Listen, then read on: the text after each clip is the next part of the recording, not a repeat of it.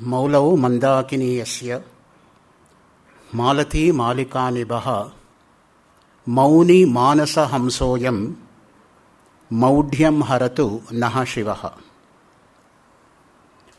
ಯೋಗವಾಸಿಷ್ಠ ಉಪನ್ಯಾಸ ಮಾಲಿಕೆಯ ಎರಡನೇ ಸರಣಿಯ ಎರಡನೇ ದಿನವಾಗಿರ್ತಕ್ಕಂಥ ಇಂದು ವೈರಾಗ್ಯ ಎಂಬತಕ್ಕಂತಹ ಪದದ ಅರ್ಥವನ್ನು ನಿನ್ನೆ ಪ್ರಾರಂಭ ಮಾಡಿದ್ದೆ, ಅದನ್ನೇ ಮುಂದುವರಿಸ್ತಾ ಇದ್ದೀನಿ. ನೀಲಕಂಠ ದೀಕ್ಷಿತರು ವೈರಾಗ್ಯ ಶತಕದ 2ನೇ ಶ್ಲೋಕದಲ್ಲಿ ವೈರಾಗ್ಯ ಎಂಬತಕ್ಕಂಥದ್ದೇ ಒಂದು ಸಾಮ್ರಾಜ್ಯ ಎಂಬುದಾಗಿ ವರ್ಣನೆ ಮಾಡ್ತಾರೆ. ನಮಗೆ ಯಾವ್ಯಾವುದೋ ಸಾಮ್ರಾಜ್ಯದ ಬಗ್ಗೆ ಕಲ್ಪನೆ ಇರುತ್ತೆ ಹೊರತು ವೈರಾಗ್ಯಕ್ಕೇನೆ ಸಾಮ್ರಾಜ್ಯ ಅಂತ ಕರೀತಾರೆ ಅನ್ನೋ ಪರಿವೆಯೇ ಇರೋದಿಲ್ಲ. ಅವ್ರು ನೋಡಿ ಎಷ್ಟು ಸ್ಪಷ್ಟವಾಗಿ ಹೇಳ್ತಾರೆ, ವೈರಾಗ್ಯ ಎಂಬತಕ್ಕಂಥದ್ದೇ ಒಂದು ಸಾಮ್ರಾಜ್ಯ. ಆ ಸಾಮ್ರಾಜ್ಯಕ್ಕೆ ಒಬ್ಬ ಮಂತ್ರಿ ಇರಬೇಕಲ್ಲ. ಯಾರು ಅಂದರೆ ಬುದ್ಧಿಯೇ ಮಂತ್ರಿ. ಒಬ್ಬ ಸೈನ್ಯ ಬಲ ಇರಬೇಕು. ಯಾರದು ಅಂದರೆ ಧೈರ್ಯವೇ ಸೈನ್ಯದ ಬಲ. ಶತ್ರುಗಳು ಯಾರು ಇಂಥವರಿಗೆ ಅಂದರೆ ದೃಢ ಸಂಕಲ್ಪ ಇಲ್ಲದೆ ಇರೋದೇ ಶತ್ರುಗಳು. ಸಂಕಲ್ಪ ದೃಢವಾಗಿಲ್ಲದೆ ಹೋದರೆ ಆ ಕಾರ್ಯ ಅನ್ನೋದು ಸುಸೂತ್ರವಾಗಿ ನಡೆಯೋದಿಲ್ಲ. ಪರಮೋತ್ಕೃಷ್ಟವಾಗಿರೋ ಐಶ್ವರ್ಯ ಯಾವುದು ಅಂದರೆ ಶಾಂತಿಯೇ ಪರಮೋತ್ಕೃಷ್ಟವಾಗಿರ್ತಕ್ಕಂತಹ ಐಶ್ವರ್ಯ. ಇದಕ್ಕಿಂತ ಇನ್ಯಾವ ಐಶ್ವರ್ಯ ಬೇಕು ನಮಗೆ? ಎಲ್ಲಕ್ಕಿಂತ ಶ್ರೇಷ್ಠವಾಗಿರೋದು ಯಾವುದು ಅಂದರೆ ಅದೇ ಶಾಂತಿ. ಅದಕ್ಕೆ ಹೇಳಿರೋದು ಅಶಾಂತಸ್ಯ ಕುತಃ ಸುಖಂ, ಶಾಂತಮುಲೇಕ ಸೌಖ್ಯಮು ಲೇದು. ಮುಖ್ಯವಾಗಿ ಪ್ರತಿಯೊಬ್ಬರೂ ಬಯಸ್ತಕ್ಕಂಥದ್ದು ಶಾಂತಿಯನ್ನೇ. ಶಾಂತಿರ್ಮೇ ಅಸ್ತು ಶಾಂತಿ. ಎಷ್ಟು ರೀತಿಯಾಗಿ ನಮ್ಮ ಹಿಂದಿನ ಋಷಿಮುನಿಗಳು ಶಾಂತಿಗೆ ಒತ್ತು ಕೊಟ್ಟಿದ್ದಾರೆ ಅಂದರೆ ಪ್ರಕೃತಿ ಶಾಂತವಾಗಿರಲಿ, ಭೂಶಾಂತಿ, ಭುವಶಾಂತಿ, ಅಗ್ನಿಶಾಂತಿ, ವಾಯುಶಾಂತಿ, ಆಪಶಾಂತಿ, ಔಷಧಯ ಶಾಂತಿ ಎಲ್ಲವನ್ನೂ ಹೇಳ್ತಾ ಬರ್ತಾರೆ. ಯಾಕೆ ಭೂಮಿ ಶಾಂತವಾಗಿರಬೇಕು? ಪ್ರಕೃತಿ ವಿಕೋಪ ಆಗದೇ ಇರಲಿ. ವಾಯುಶಾಂತಿ, ಗಾಳಿ ಯಾಕೆ ಶಾಂತವಾಗಿರಬೇಕು? ಬಿರುಗಾಳಿ ಬೀಸಿಬಿಟ್ಟು ಯಾರಿಗೂ ಅನಾಹುತ ಆಗದೇ ಇರಲಿ. ನೀರು ಯಾಕೆ ಶಾಂತವಾಗಿರಬೇಕು? ಪ್ರವಾಹ ಬಂದು ಪಟ್ಟಣಗಳು ಕೊಚ್ಚಿ ಹೋಗದೇ ಇರಲಿ. ಬೆಂಕಿ ಯಾಕೆ ಶಾಂತವಾಗಿರಬೇಕು? ಬೆಂಕಿಯ ಅನಾಹುತ ಆಗದೇ ಇರಲಿ. ಈ ರೀತಿಯಾಗಿ ಪ್ರತಿಯೊಂದಕ್ಕೂ ಕೂಡ ಶಾಂತಿಯನ್ನು ನಮ್ಮ ಹಿಂದಿನ ಋಷಿಮುನಿಗಳು ಸ್ಪಷ್ಟೀಕರಿಸಿದ್ದಾರೆ.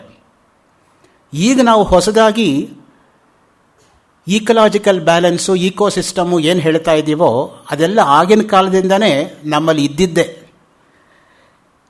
ಸಂಕಲ್ಪವೇ ಶತ್ರು, ಶಾಂತಿಯೇ ಪರಮ ಐಶ್ವರ್ಯ. 3 ಲೋಕಗಳೇ ಆ ಸಾಮ್ರಾಜ್ಯದ ಎಲ್ಲೆ. ಅದಕ್ಕೆ ಹೇಳ್ತಾರೆ ಭುವನತ್ರಯಂ. ಸೊ ಆ 3 ಲೋಕಗಳು ಮುಖ್ಯವಾಗಿರ್ತಕ್ಕಂಥದ್ದು. ಧೀ ಸಚಿವಂ, ಧೈರ್ಯಂ ಬಲಂ, ಸಂಕಲ್ಪ ವಿರೋಧಿ, ಶಾಂತಿ ಧನಂ, ವಿಶ್ವತ್ರಯ ವಿಷಯಮಿದಂ, ವೈರಾಗ್ಯನ್ನಾಮ ಸಾಮ್ರಾಜ್ಯಂ. ಸೊ ಅದಕ್ಕೆ ಮುಖ್ಯವಾಗಿರೋ ಸಾಮ್ರಾಜ್ಯ ಯಾವುದು? ಅದೇ ವೈರಾಗ್ಯ. ಸೇನೈವ ಭುಕ್ತಮರ್ಥಂ ಸೂಕರ ಜಾತಿ ಸ್ಮರಃ ಮನುಷ್ಯ ಇವ ದೂರೇ ಜುಗುಪ್ಸಮಾನಃ ಧೀರಃ ವೈರಾಗ್ಯಂ ಆದ್ರಿಯತೆ. ಹಂದಿಯ ಜನ್ಮವನ್ನು ಸ್ಮರಿಸಿಕೊಳ್ಳತಕ್ಕಂತಹ ಮಾನವನಂತೆ ಯಾರು ತಾನೇ ನಿತ್ಯವೂ ಬಿಡದೆ ತಿನ್ನುತ್ತಾ ಇರತಕ್ಕಂಥ ಆಹಾರ ಪದಾರ್ಥಗಳಲ್ಲಿ ಅಸಹ್ಯಪಟ್ಟು ಅದನ್ನು ದೂರ ಸರಿಸುತ್ತಾರೋ ಅಂತಹ ಧೀರನೇ ವೈರಾಗ್ಯವನ್ನು ಗೌರವಿಸುತ್ತಾನೆ.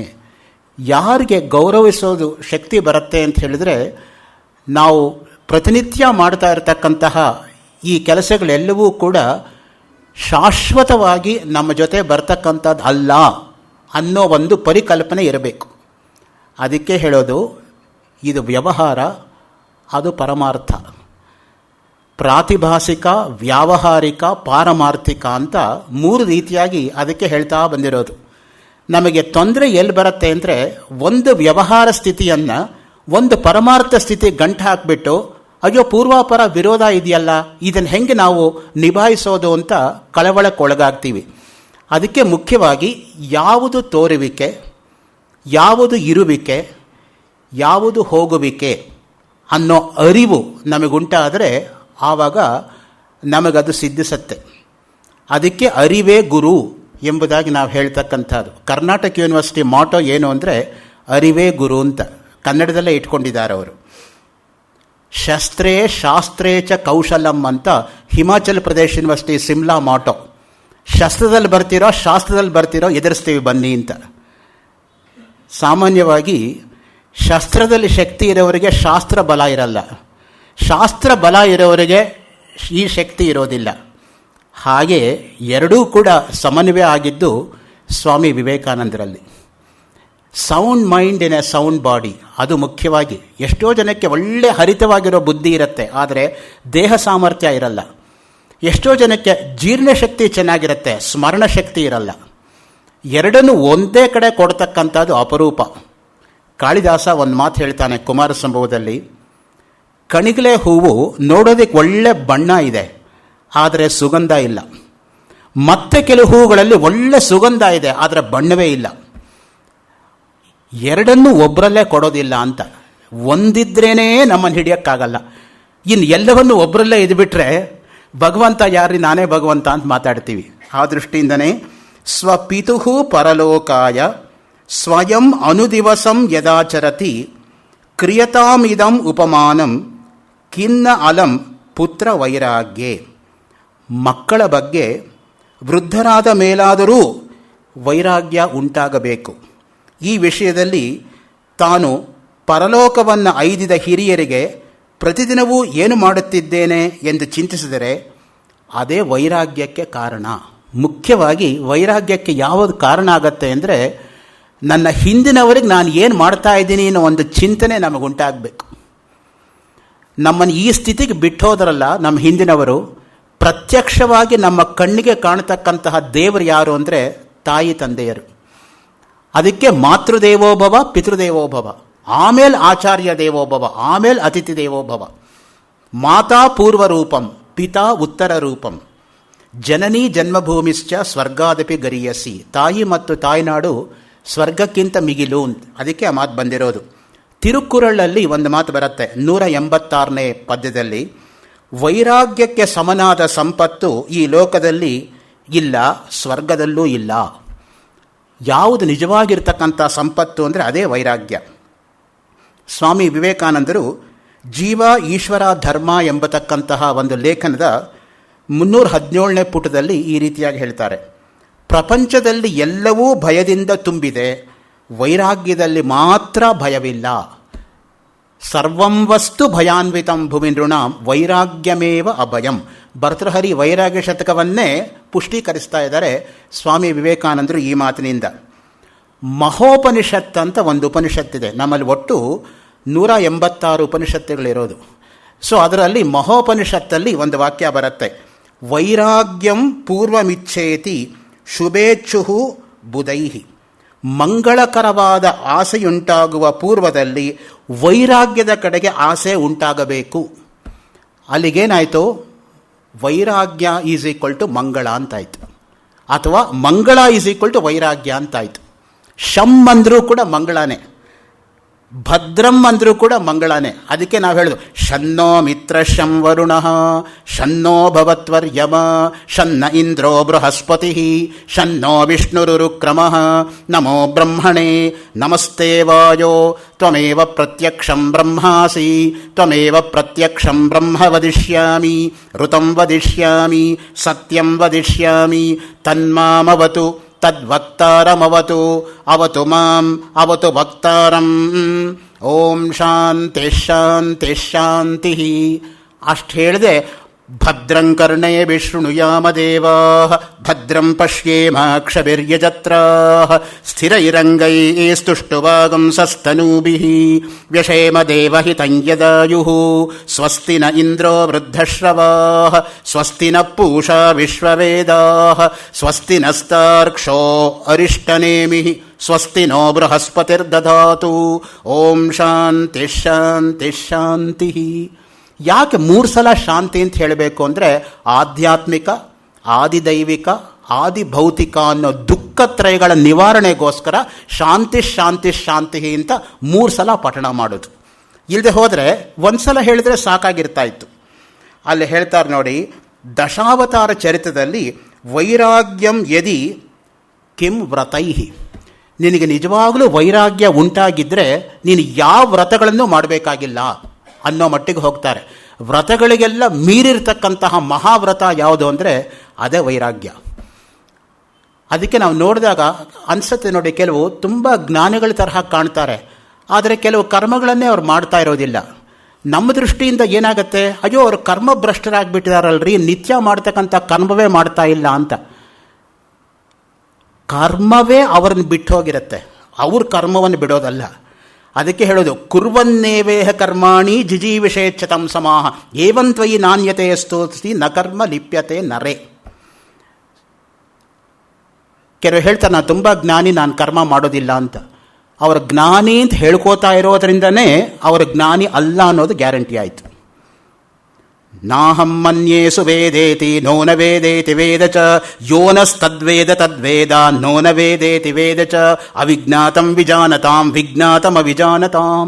ಕೇನೋಪನಿಷತ್ ಅದಕ್ಕೆ ಹೇಳತಕ್ಕಂಥದ್ದು. He who knows he knows he knows not, he who knows not he knows he knows. ನಮಗೆ ಗೊತ್ತಿರೋದು NOSC ಅಷ್ಟೇ, KNOWS ಗೊತ್ತಿಲ್ವಲ್ಲ. ಹಾಗಾಗಿ ವೈರಾಗ್ಯ ಇದ್ದರೆ ಬೇರೆ ವ್ರತಗಳಿಂದ ಏನು ಪ್ರಯೋಜನ? ಭಾಗವತ ಪುರಾಣದಲ್ಲಿ ಗೋಷು ಅಸಂಗಃ ವೈರಾಗಂ ಸ್ಪಷ್ಟವಾಗಿ ಹೇಳ್ತಾರೆ ನೋಡಿ. ಪ್ರಾಪಂಚಿಕ ವಿಷಯಗಳ ಅನಾಸಕ್ತಿಯೇ ವೈರಾಗ್ಯ. ಸುಭಾಷಿತ ರತ್ನ ಭಾಂಡಾಗಾರದಲ್ಲಿ ವೈರಾಗ್ಯೇ ಸಂಚರತ್ಯೇಕಃ ನೀತೌ ಭ್ರಮತಿ ಚಾಪರಃ ಶೃಂಗಾರೇ ರಮತೆ ಕಶ್ಚಿತ್ ಭುವಿ ಭೇದಾಃ ಪರಸ್ಪರಂ. ಜನಗಳು ಅವರವರ ಯೋಗ್ಯತೆಗೆ ಅನುಗುಣವಾಗಿ ಯಾವ್ಯಾವುದನ್ನು ಅನುಸರಿಸ್ತಾರೆ ಅನ್ನೋದಕ್ಕೆ. ಒಬ್ಬರು ವೈರಾಗ್ಯ ಮಾರ್ಗದಲ್ಲಿ ಸಂಚರಿಸಿದರೆ ಮತ್ತೆ ಕೆಲವರು ನೀತಿಯಲ್ಲಿ ನಡೆಯುತ್ತಾರೆ, ಕೆಲವರು ಶೃಂಗಾರದಲ್ಲಿ ರಮಿಸುತ್ತಾರೆ. ಅದಕ್ಕೆ ಭರ್ತೃಹರಿ ಏನು ಮಾಡ್ದ ಅಂದರೆ ನೀತಿ ಶತಕ, ಶೃಂಗಾರ ಶತಕ, ವೈರಾಗ್ಯ ಶತಕ 3 ಕೊಟ್ಟಿದ್ದಾನೆ ಲೋಕಕ್ಕೆ. ಸೊ ಪ್ರಾರಂಭದಲ್ಲಿ ಶೃಂಗಾರ ಶತಕ ಬರೆದು ಆಮೇಲೆ ನೀತಿಗೆ ಬಂದು ಕೊನೆಯಲ್ಲಿ ವೈರಾಗ್ಯದಲ್ಲಿ ಪರಿಸಮಾಪ್ತಿ ಆಗಬೇಕು ಎಂಬತಕ್ಕಂಥ ದೃಷ್ಟಿಯಿಂದ ರಾಮಾಯಣ ಮಂಜರಿ ಎಂಬತಕ್ಕಂತಹದ್ದು ರಾಮಾಯಣ ಆಧಾರಿತವಾಗಿರತಕ್ಕಂತಹ ಕ್ಷೇಮೇಂದ್ರನ ಒಂದು ಶ್ರೇಷ್ಠ ಕೃತಿ. ನಿಮಗೊಂದು ವಿಷಯ ಹೇಳಿರ್ತೀನಿ, ಸಮಯ ಆದರೆ ನೀವು ಅಟೆಂಡ್ ಮಾಡಬಹುದು. ಜುಲೈ 6, 7, 8 ಶುಕ್ರ, ಶನಿ, ಭಾನುವಾರ ಇಸ್ಕಾನ್ ಅವರು ಮತ್ತು ಭಾರತೀಯ ವಿದ್ಯಾಭವನದವರು ಇಸ್ಕಾನ್ ಸಂಸ್ಥೆ ಮಲ್ಟಿವಿಷನ್ ಆಡಿಟೋರಿಯಂಲ್ಲಿ ಬೆಳಗ್ಗೆ 9ರಿಂದ ರಾತ್ರಿ 9 ಗಂಟೆ ತನಕ 52 ಉಪನ್ಯಾಸಗಳನ್ನು ರಾಮಾಯಣದ ಬಗ್ಗೆ ಆಯೋಜನೆ ಮಾಡಿದ್ದಾರೆ. ಬರೋ ವಾರ ಆ ಇನ್ವಿಟೇಷನ್ ಬರುತ್ತೆ. ಈಗ ಬಂದಿದ್ರೆ ತಂದು ನಿಮಗೆ ಕೊಟ್ಬಿಡ್ತಾ ಇದ್ದೆ, ಇನ್ನು ಪ್ರಿಂಟ್ ಆಗ್ತಾ ಇದೆ. ಅದರಿಂದ ಬಾಯಲ್ಲಿ ಹೇಳ್ತಾ ಇದ್ದೀನಿ. ಜುಲೈ 6, 7, 8 ಶುಕ್ರ, ಶನಿ, ಭಾನುವಾರಗಳು ಬೆಳಗ್ಗೆ 9ರಿಂದ ರಾತ್ರಿ 9 ಗಂಟೆ ತನಕ 52 ಜನ ವಿದ್ವಾಂಸರು ಸಮಗ್ರ ರಾಷ್ಟ್ರದಿಂದ ಬಂದು ವಿಭಿನ್ನ ರಾಮಾಯಣಗಳ ಬಗ್ಗೆ ಬೆಳಕು ಚೆಲ್ಲೋರಿದ್ದಾರೆ. ಅವಕಾಶ ಇರತಕ್ಕಂಥವರು ಅಟೆಂಡ್ ಮಾಡ್ಬೋದು. ವೃದ್ಧರಿಗೆ ವೈರಾಗ್ಯವು, ಮಹಾತ್ಮರಿಗೆ ಔಚಿತ್ಯ ಜ್ಞಾನವು, ಪೂಜ್ಯರಿಗೆ ಶುದ್ಧವಾದ ನಡವಳಿಕೆಯು ಭೂಷಣ. ಯಾರ್ಯಾರಿಗೆ ಏನೇನು ಭೂಷಣ ಅಂದರೆ ಹೇಳ್ತಾರೆ ನೋಡಿ, ವೃದ್ಧರಿಗೆ ವೈರಾಗ್ಯವೇ ಭೂಷಣ. ಇನ್ನು ಅದಕ್ಕಿಂತ ಇನ್ಯಾವುದು ದೊಡ್ಡ ಭೂಷಣ ಎಂಬತಕ್ಕಂಥದ್ದೇ ಇಲ್ಲ. ಭರ್ತೃಹರಿ ಹೇಳ್ತಾನೆ, ವಾಗ್ಭೂಷಣಂ ಭೂಷಣಂ ಅಂತ. ಕೇಯೂರಾಣಿನ ಭೂಷಯಂತಿ ಪುರುಷಂ ಹಾರಾನ ಚಂದ್ರೋಜ್ವಲಾ ನ ಸ್ನಾನಂ ನ ವಿಲೇಪನಂ ನ ಕುಸುಮಂ ನಾಲಂಕೃತ ಮೂರ್ಧಜಾಹ ವಾಣ್ಯೇಕ ಸಮಲಂಕರೋತಿ ಪುರುಷಂ ಯಾ ಸಂಸ್ಕೃತ ಧಾರ್ಯತೆ ಕ್ಷೀಯಂತೆ ಖಲು ಭೂಷಣಾನಿ ಸತತಂ ವಾಗ್ಭೂಷಣಂ ಭೂಷಣಂ. ನಿಜವಾಗಿ ಯಾವುದು ಭೂಷಣ ಅಂದರೆ ವಾಕ್ಯ ಭೂಷಣ. ವಾಗ್ವೈ ಬ್ರಹ್ಮ. ಸ್ಪಷ್ಟವಾಗಿ ಶ್ರುತಿ ಹೇಳ್ತಾ ಇದೆ, ವಾಕ್ಯೇ ಬ್ರಹ್ಮ, ಬ್ರಹ್ಮವೇ ವಾಕು ಅಂತ. ದೃಷ್ಟ್ವಾ ವಾಚಿ ಸರಸ್ವತೀಂ ನಯನಯೋರಂತೆ ಚ ಲಕ್ಷ್ಮೀಂ ತತ ಚಿತ್ತೇ ವೀಕ್ಷ ಸಮಸ್ತ ಲೋಕ ಕರುಣಾಂ ಕಾಯೇ ಚ ಹೇಮಪ್ರಭಾಂ ನೋ ಯುಕ್ತಂ ಬಹುಭಾಮಿನಿ ಸಮುದಯೇ ಯಸ್ಯಾಯ ಯತ್ವೇತಿತೆ. ಚಂದ್ರಶೇಖರ ಭಾರತೀಯ ಮಹಾಸ್ವಾಮಿಗಳು ಶಂಕರಾಚಾರ್ಯನ ಮೇಲೆ ಮಾಡಿರ್ತಕ್ಕಂತಹ ಶಂಕರ ಪದಾವಲಂಬನ ಸ್ತೋತ್ರದ ಮೊದಲನೇ ಶ್ಲೋಕ. ದೃಷ್ಟ್ವಾ ವಾಚಿ ಸರಸ್ವತೀಂ, ವಾಕ್ ಇರತಕ್ಕಂಥದ್ದು ಸರಸ್ವತಿ, ಅದಕ್ಕೇನೆ ಸರಸ್ವತಿ ವಾಗಧಿಷ್ಠಾತ್ರವಾಗಿರ್ತಕ್ಕಂಥ ದೇವತೆ ಅಂತ. ಧ್ಯಾಯೇ ಸರಸ್ವತೀಂ ದೇವೀಂ ಶ್ವೇತಮಂಡಲ ಮಧ್ಯಗಾಂ ಅಕ್ಷರಾಭರಣ ಸಂಯುಕ್ತಾಂ ವಾಂಗ್ಮಯಾಮೃತ ವರ್ಷಿಣೀಂ. ಕ್ಷೇಮೇಶ್ವರ ಎಂಬತಕ್ಕಂಥ ಕಾಶ್ಮೀರ ವಿದ್ವಾಂಸ ಈ ಮಾತನ್ನು ಹೇಳ್ತಾನೆ. ಯಾವುದು ಮುಖ್ಯವಾಗಿರ್ತಕ್ಕಂಥದ್ದು ಮನುಷ್ಯನಿಗೆ, ಅಕ್ಷರ ಅನ್ನೋ ಶಬ್ದದಲ್ಲಿ ನೋಡಿ, ಅಲ್ಲಿ ಆ ಈ ಅಕ್ಷರ ಅಂತಲೂ ಆಗತ್ತೆ, ಅಕ್ಷರ ಅಂದರೆ ಆತ್ಮಸ್ವರೂಪ ಅಂತಲೂ ಆಗುತ್ತೆ. ಕ್ಷರ ಸರ್ವಾಣಿ ಭೂತಾನಿ ಕೂಟಸ್ಥಃ ಅಕ್ಷರ ಉಚ್ಯತೆ. ಗೀತಾವಾಕ್ಯ ತೆಗೆದುಕೊಂಡ್ರೆ ಅಕ್ಷರ ಸ್ವರೂಪಿಣ್ಯೈ ನಮಃ, ಅಲ್ಲಿ ಆತ್ಮಸ್ವರೂಪಿಣ್ಯೈ ನಮಃ ಅಂದರೂ ಕೂಡ ಸಮಾನಾರ್ಥಕವಾಗಿಯೇ ಬರೋದು. ಮಹಾತ್ಮರಿಗೆ ಔಚಿತ್ಯ ಜ್ಞಾನ ನೋಡಿ, ಯಾವ ಸಂದರ್ಭದಲ್ಲಿ ಏನು ಮಾತಾಡಬೇಕು ಎಂಬತಕ್ಕಂಥ ಔಚಿತ್ಯ ವಿಚಾರ ಚರ್ಚಾ ಅಂತಲೇ ಒಂದು ಗ್ರಂಥ ಇದೆ ನಮ್ಮಲ್ಲಿ. సో ಯಾವ ಸಂದರ್ಭಕ್ಕೆ ಎಪ್ಪಟಿకి ఏమి ಪ್ರಸ್ತುತಮೋ దాను మాత్రం పలుకు సుమతి ಅಂತ ಸುಮತಿ ಶತಕದಲ್ಲಿ ಒಂದು ಮಾತು ಬರುತ್ತೆ ತೆಲುಗಲ್ಲಿ. ಎಪ್ಪಟಿకి ಏమి ಪ್ರಸ್ತುತಮೋ దాను మాత్రం పలుಕು, ನಂತರ ಇರಬಾರ್ದು ಅಂತ ಅಷ್ಟೇ ಅರ್ಥ. ಅದಕ್ಕೆ ಅಪ್ರಸ್ತುತವಾಗಿ ಹೇಳೋದೇ ಜಾಸ್ತಿ, ನಾನು ಪ್ರಸ್ತುತವನ್ನು ಬಿಟ್ಟುಬಿಟ್ಟು. ಸೊ ಆ ದೃಷ್ಟಿಯಿಂದ ಕ್ಲಾಸಿಕ್ ಎಕ್ಸಾಂಪಲ್ ಏನು ಅಂದರೆ, ನಂತರ ಮಾತಾಡದೆ ಹೋದರೆ ಅದು ಪ್ರಸ್ತುತ ಅಂತ. ವೃದ್ಧರಿಗೆ ವೈರಾಗ್ಯವು, ಮಹಾತ್ಮರಿಗೆ ಔಚಿತ್ಯ ಜ್ಞಾನವು, ಪೂಜ್ಯರಿಗೆ ಶುದ್ಧವಾದ ನಡತೆಯೇ ಭೂಷಣ. ಶೀಲಂ ಪರಂ ಭೂಷಣಂ. ಯಾವಾಗ ಶೀಲ ಇಲ್ಲವೋ ಇನ್ನೇನಿದ್ದೇನು ಪ್ರಯೋಜನ? When money is last, nothing is last. When health is last, something is last. When character is last, everything is last ಅಂತ. ಅದಕ್ಕೆ ಯಾವಾಗ ಶೀಲ ಹೋಗ್ಬಿಡುತ್ತೋ ಮನುಷ್ಯನಿಗೆ ಇನ್ನೇನಿದ್ದೇನು ಪ್ರಯೋಜನ? ಶೀಲಂ ಪರಂ ಭೂಷಣಂ. ಮುಖ್ಯವಾಗಿರ್ತಕ್ಕಂಥದ್ದೇ ಆ ಶೀಲ. Character is like a tree and fruit is like a shadow. Unfortunately, we cling to the fruit and forget the tree ಅಂತ ರವೀಂದ್ರನಾಥ್ ಟ್ಯಾಗೋರ್ ಹೇಳ್ತಾರೆ ಯಾವುದೋ ಒಂದು ಗ್ರಂಥದಲ್ಲಿ. ಯಾವುದೋ ಅನ್ನೋದು ಮರ್ತು ಹೋಗಿದೆ, ಅದನ್ನ ರಾಂಗಾಗಿ ಕೋಟ್ ಮಾಡಬಾರ್ದು. ಟ್ಯಾಗೋರ್ ಅನ್ನೋದಂತೂ ಗ್ಯಾರಂಟಿ. ವೈರಾಗ್ಯಂ ಯಹ ಕರೋತ್ಯುಚ್ಚೈ ರಂಜನಂ ಜನಯನ್ನಪಿ ಸೂತೆ ಸರ್ವೇಂದ್ರಿಯಾಚ್ಛಾದಿ ಪ್ರಜ್ವಲನ್ನಪಿ ಯಸ್ತಮಃ. ನೈಷಧ ಮಹಾಕಾವ್ಯದಲ್ಲಿ ಬರ್ತಕ್ಕಂಥ 17ನೇ ಸರ್ಗ 22ನೇ ಶ್ಲೋಕದಲ್ಲಿ ನೈಷಧ ಕಾವ್ಯದಲ್ಲಿ ಈ ಮಾತು ಬರುತ್ತೆ. ಪಂಚಮಹಾಕಾವ್ಯಗಳಲ್ಲಿ ನೈಷಧ ಕಾವ್ಯವೂ ಕೂಡ ಒಂದು. ನಳ ಮತ್ತು ದಮಯಂತಿಯ ಕಥೆಯನ್ನು ಆಧಾರವಾಗಿಟ್ಟುಕೊಂಡು ಮಹಾಭಾರತದಲ್ಲಿ ಬರ್ತಕ್ಕಂಥ ದಮಯಂತಿ ಉಪಾಖ್ಯಾನವನ್ನು ಇಟ್ಟುಕೊಂಡು ಪೂರ್ತಿ 22 ಸರ್ಗ ಇರತಕ್ಕಂಥ ಮಹಾಕಾವ್ಯವನ್ನು ನೈಷಧ ಕಾವ್ಯ ಅಂತ ಹೇಳ್ತಾರೆ. ಇದೇ ಒಂದು ವೇದಿಕೆಯಲ್ಲಿ ನಾನು ಅದನ್ನು ಹಂಚ್ಕೊಂಡಿದ್ದೀನಿ, ಅದರಿಂದ ಮತ್ತೆ ಹೇಳೋದು ಬೇಡ ಅಂತ ಮುಂದಕ್ಕೆ ಹೋಗ್ತಾ ಇದ್ದೀನಿ. ಎಲ್ಲ ಇಂದ್ರಿಯಗಳಲ್ಲಿ ಅಜ್ಞಾನವು ಮುಚ್ಚಿ ಹಾಕಿದರೂ ಸಹ ವೈರಾಗ್ಯವು ಎಲ್ಲಿದ್ದರೂ ರಂಜಿಸುತ್ತದೆ. ಸೊ ಎಲ್ಲ ಕಡೆಗೆ ನಮಗೆ ರಂಜನೆ ಉಂಟು ಮಾಡತಕ್ಕಂಥದ್ದು ಯಾವುದು? ವೈರಾಗ್ಯ, ಧರ್ಮ, ಶಾಂತಿಗೆ ಉಪಯುಕ್ತವಾದ ವಿಚಾರ ಎಷ್ಟು ಶಬ್ದಜಾಲದಿಂದ ರಚಿತವಾಗಿದ್ದರೂ ಕೂಡ ಅದು ನಿತ್ಯವೇ ಸರಿ. ಯಾವುದು ನಿತ್ಯ ಅಂದರೆ ವೈರಾಗ್ಯ ನಿತ್ಯವೇ ಹೊರತು ಬೇರೆಯಲ್ಲ. ಶಿವನಲ್ಲಿ ಭಕ್ತಿ ಇದೆ, ಮನಸ್ಸಿನಲ್ಲಿ ಹುಟ್ಟು ಸಾವುಗಳ ಭಯವಿಲ್ಲ, ಬಂಧುಗಳಲ್ಲಿ ಪ್ರೀತಿಯ ಮೋಹವಿಲ್ಲ, ಕಾಮ ವಿಚಾರಗಳಿಲ್ಲ, ಸಂಘ ದೋಷ ಇಲ್ಲದಿರುವ ನಿರ್ಜನ ಕಾಡಿದೆ, ವೈರಾಗ್ಯವಿದೆ. ಇನ್ನು ಬೇಡುವುದು ಯಾವುದನ್ನು ತಾನೇ ಬೇಕು? ಯಾವಾಗ ವೈರಾಗ್ಯ ಇದೆಯೋ ಇನ್ನು ಏನು ತಾನೇ ನೀವು ಬೇಡಬೇಕಾಗಿದೆ ಜೀವನದಲ್ಲಿ? ಎಲ್ಲರೂ ಬೇಡ್ತಕ್ಕಂಥದ್ದು ವೈರಾಗ್ಯವನ್ನೇ ಅನ್ನೋದನ್ನು ನಿಷೇಧ ಮುಖಾಂತರವಾಗಿ ಹೇಳ್ತಾ ಇದ್ದಾರೆ. ನೇತಿ ದೃಷ್ಟಾಂತ, ಇದಲ್ಲ. ಹಾಗಿದ್ರೆ ಯಾವುದದು? ಅದೆಲ್ಲವೂ ಆಗದೆ ಏನು ಉಳ್ಕೊಂಡಿದೆಯೋ ಅದೇ ಅದು. ಅಸ್ಥೂಲಂ, ಅನಣು, ಅಹ್ರಸ್ವಂ, ಅದೀರ್ಘಂ, ಅಲೋಹಿತಂ, ಅಚಕ್ಷು, ಅಬಾಕ್ಯಂ, ಈ ರೀತಿಯಾಗಿ ಹೇಳಬೇಕೆ ಹೊರತು ಇದಂತತು ಅಂತ ಹೇಳಿಬಿಟ್ರೆ ಕಣ್ಣಿಗೆ ಗೋಚರ ಅಂತ ಆಗ್ಬಿಡುತ್ತೆ. ಕಣ್ಣು ಅನ್ನೋದು ಇಂದ್ರಿಯ ಅನ್ನೋದಕ್ಕೆ ಹುಟ್ಟಿದೆ. ಯಾವುದು ಹುಟ್ಟತ್ತೋ ಅದು ಸಾಯತ್ತೆ. ಅದರಿಂದ ಅದೂ ಕೂಡ ಅನಿತ್ಯವಾಗೋ ಪ್ರಸಂಗ ಬರುತ್ತೆ. ಆ ದೃಷ್ಟಿಯಿಂದ ನೇತಿ ಇದಲ್ಲ ಹಾಗೆಯೇ ಹೇಳ್ಕೊಂಡು ಹೋಗಬೇಕೆ ಹೊರತು ಬೇರೆ ಮಾರ್ಗವೇ ಇಲ್ಲ. ಮನಸ್ಸಿನಲ್ಲಿ ವೈರಾಗ್ಯ ಇಲ್ಲದಿದ್ದರೆ ದಾನ ತಪಸ್ಸುಗಳಲ್ಲಿ ಪ್ರಯಾಸ ಫಲವಿಲ್ಲ. ಯಾವಾಗ ವೈರಾಗ್ಯ ಇಲ್ಲದೆ ಸುಮ್ಮನೆ ಮೆಕ್ಯಾನಿಕಲ್ ಆಗಿ ನಾವು ಮಾಡ್ತಾ ಇರ್ತೀವೋ ಅದಕ್ಕೆ ಯಾವುದೇ ರೀತಿಯಾಗಿರ್ತಕ್ಕಂಥ ಪ್ರಯೋಜನ ಇಲ್ಲ ಅಂತ ಅದಕ್ಕೆ ಹೇಳ್ತಕ್ಕಂಥದ್ದು. ವಾಸುದೇವೇ ಭಗವತಿ ಭಕ್ತಿ ಮುದ್ವಹತಾಂ ನೃಣಾಂ ಜ್ಞಾನ ವೈರಾಗ್ಯ ವೀರ್ಯಾಣಾಂ ನೇಹ ಕಶ್ಚಿದ್ ವ್ಯಪಾಶ್ರಯ. ಭಾಗವತದಲ್ಲಿ ಬರ್ತಕ್ಕಂಥ ಮಾತು ವೈರಾಗ್ಯದ ಬಗ್ಗೆ ನೋಡಿ. ವಿದ್ಯಾವತಾಂ ಭಾಗವತೆ ಪರೀಕ್ಷಾ ನಮ್ಮಲ್ಲಿರ್ತಕ್ಕಂಥದ್ದು. ಒಬ್ಬ ವಿದ್ವಾಂಸನಿಗೆ ಎಲ್ಲಿ ಪರೀಕ್ಷೆ ಅಂದರೆ ಭಾಗವತ ಶ್ಲೋಕದ ಅರ್ಥವನ್ನು ಸರಿಯಾಗಿ ಬಿಡಿಸಿ ಹೇಳೋದು. ರಾಮಾಯಣ ಮಹಾಭಾರತಕ್ಕಿಂತ ಭಾಗವತ ಕ್ಲಿಷ್ಟಕರವಾಗಿರ್ತಕ್ಕಂಥ ಗ್ರಂಥ. ಎಷ್ಟೋ ಕಡೆ ಗೂಢಾರ್ಥಗಳು, ದೂರಾನ್ವಯಗಳು, 2-3 ಅರ್ಥಗಳು ಎಲ್ಲ ಬರುತ್ತೆ.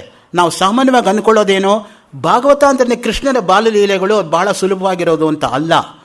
ಭಾಗವತ ಬಹಳ ಕಠಿಣವಾಗಿರ್ತಕ್ಕಂತಹ ಒಂದು ಗ್ರಂಥ. ಅದಕ್ಕೆ ಹೇಳ್ತಾರೆ ಧನಂಜಯೇ ಹಾಟಕ ಸಂಪರೀಕ್ಷಾ ವಿಪತ್ತಿ ಕಾಲೇ ಗೃಹಿಣಿ ಪರೀಕ್ಷಾ ರಣಾಂಗಣೇ ಶಸ್ತ್ರಭೃತಾಂ ಪರೀಕ್ಷಾ ವಿದ್ಯಾವತಾಂ ಭಾಗವತೆ ಪರೀಕ್ಷಾ.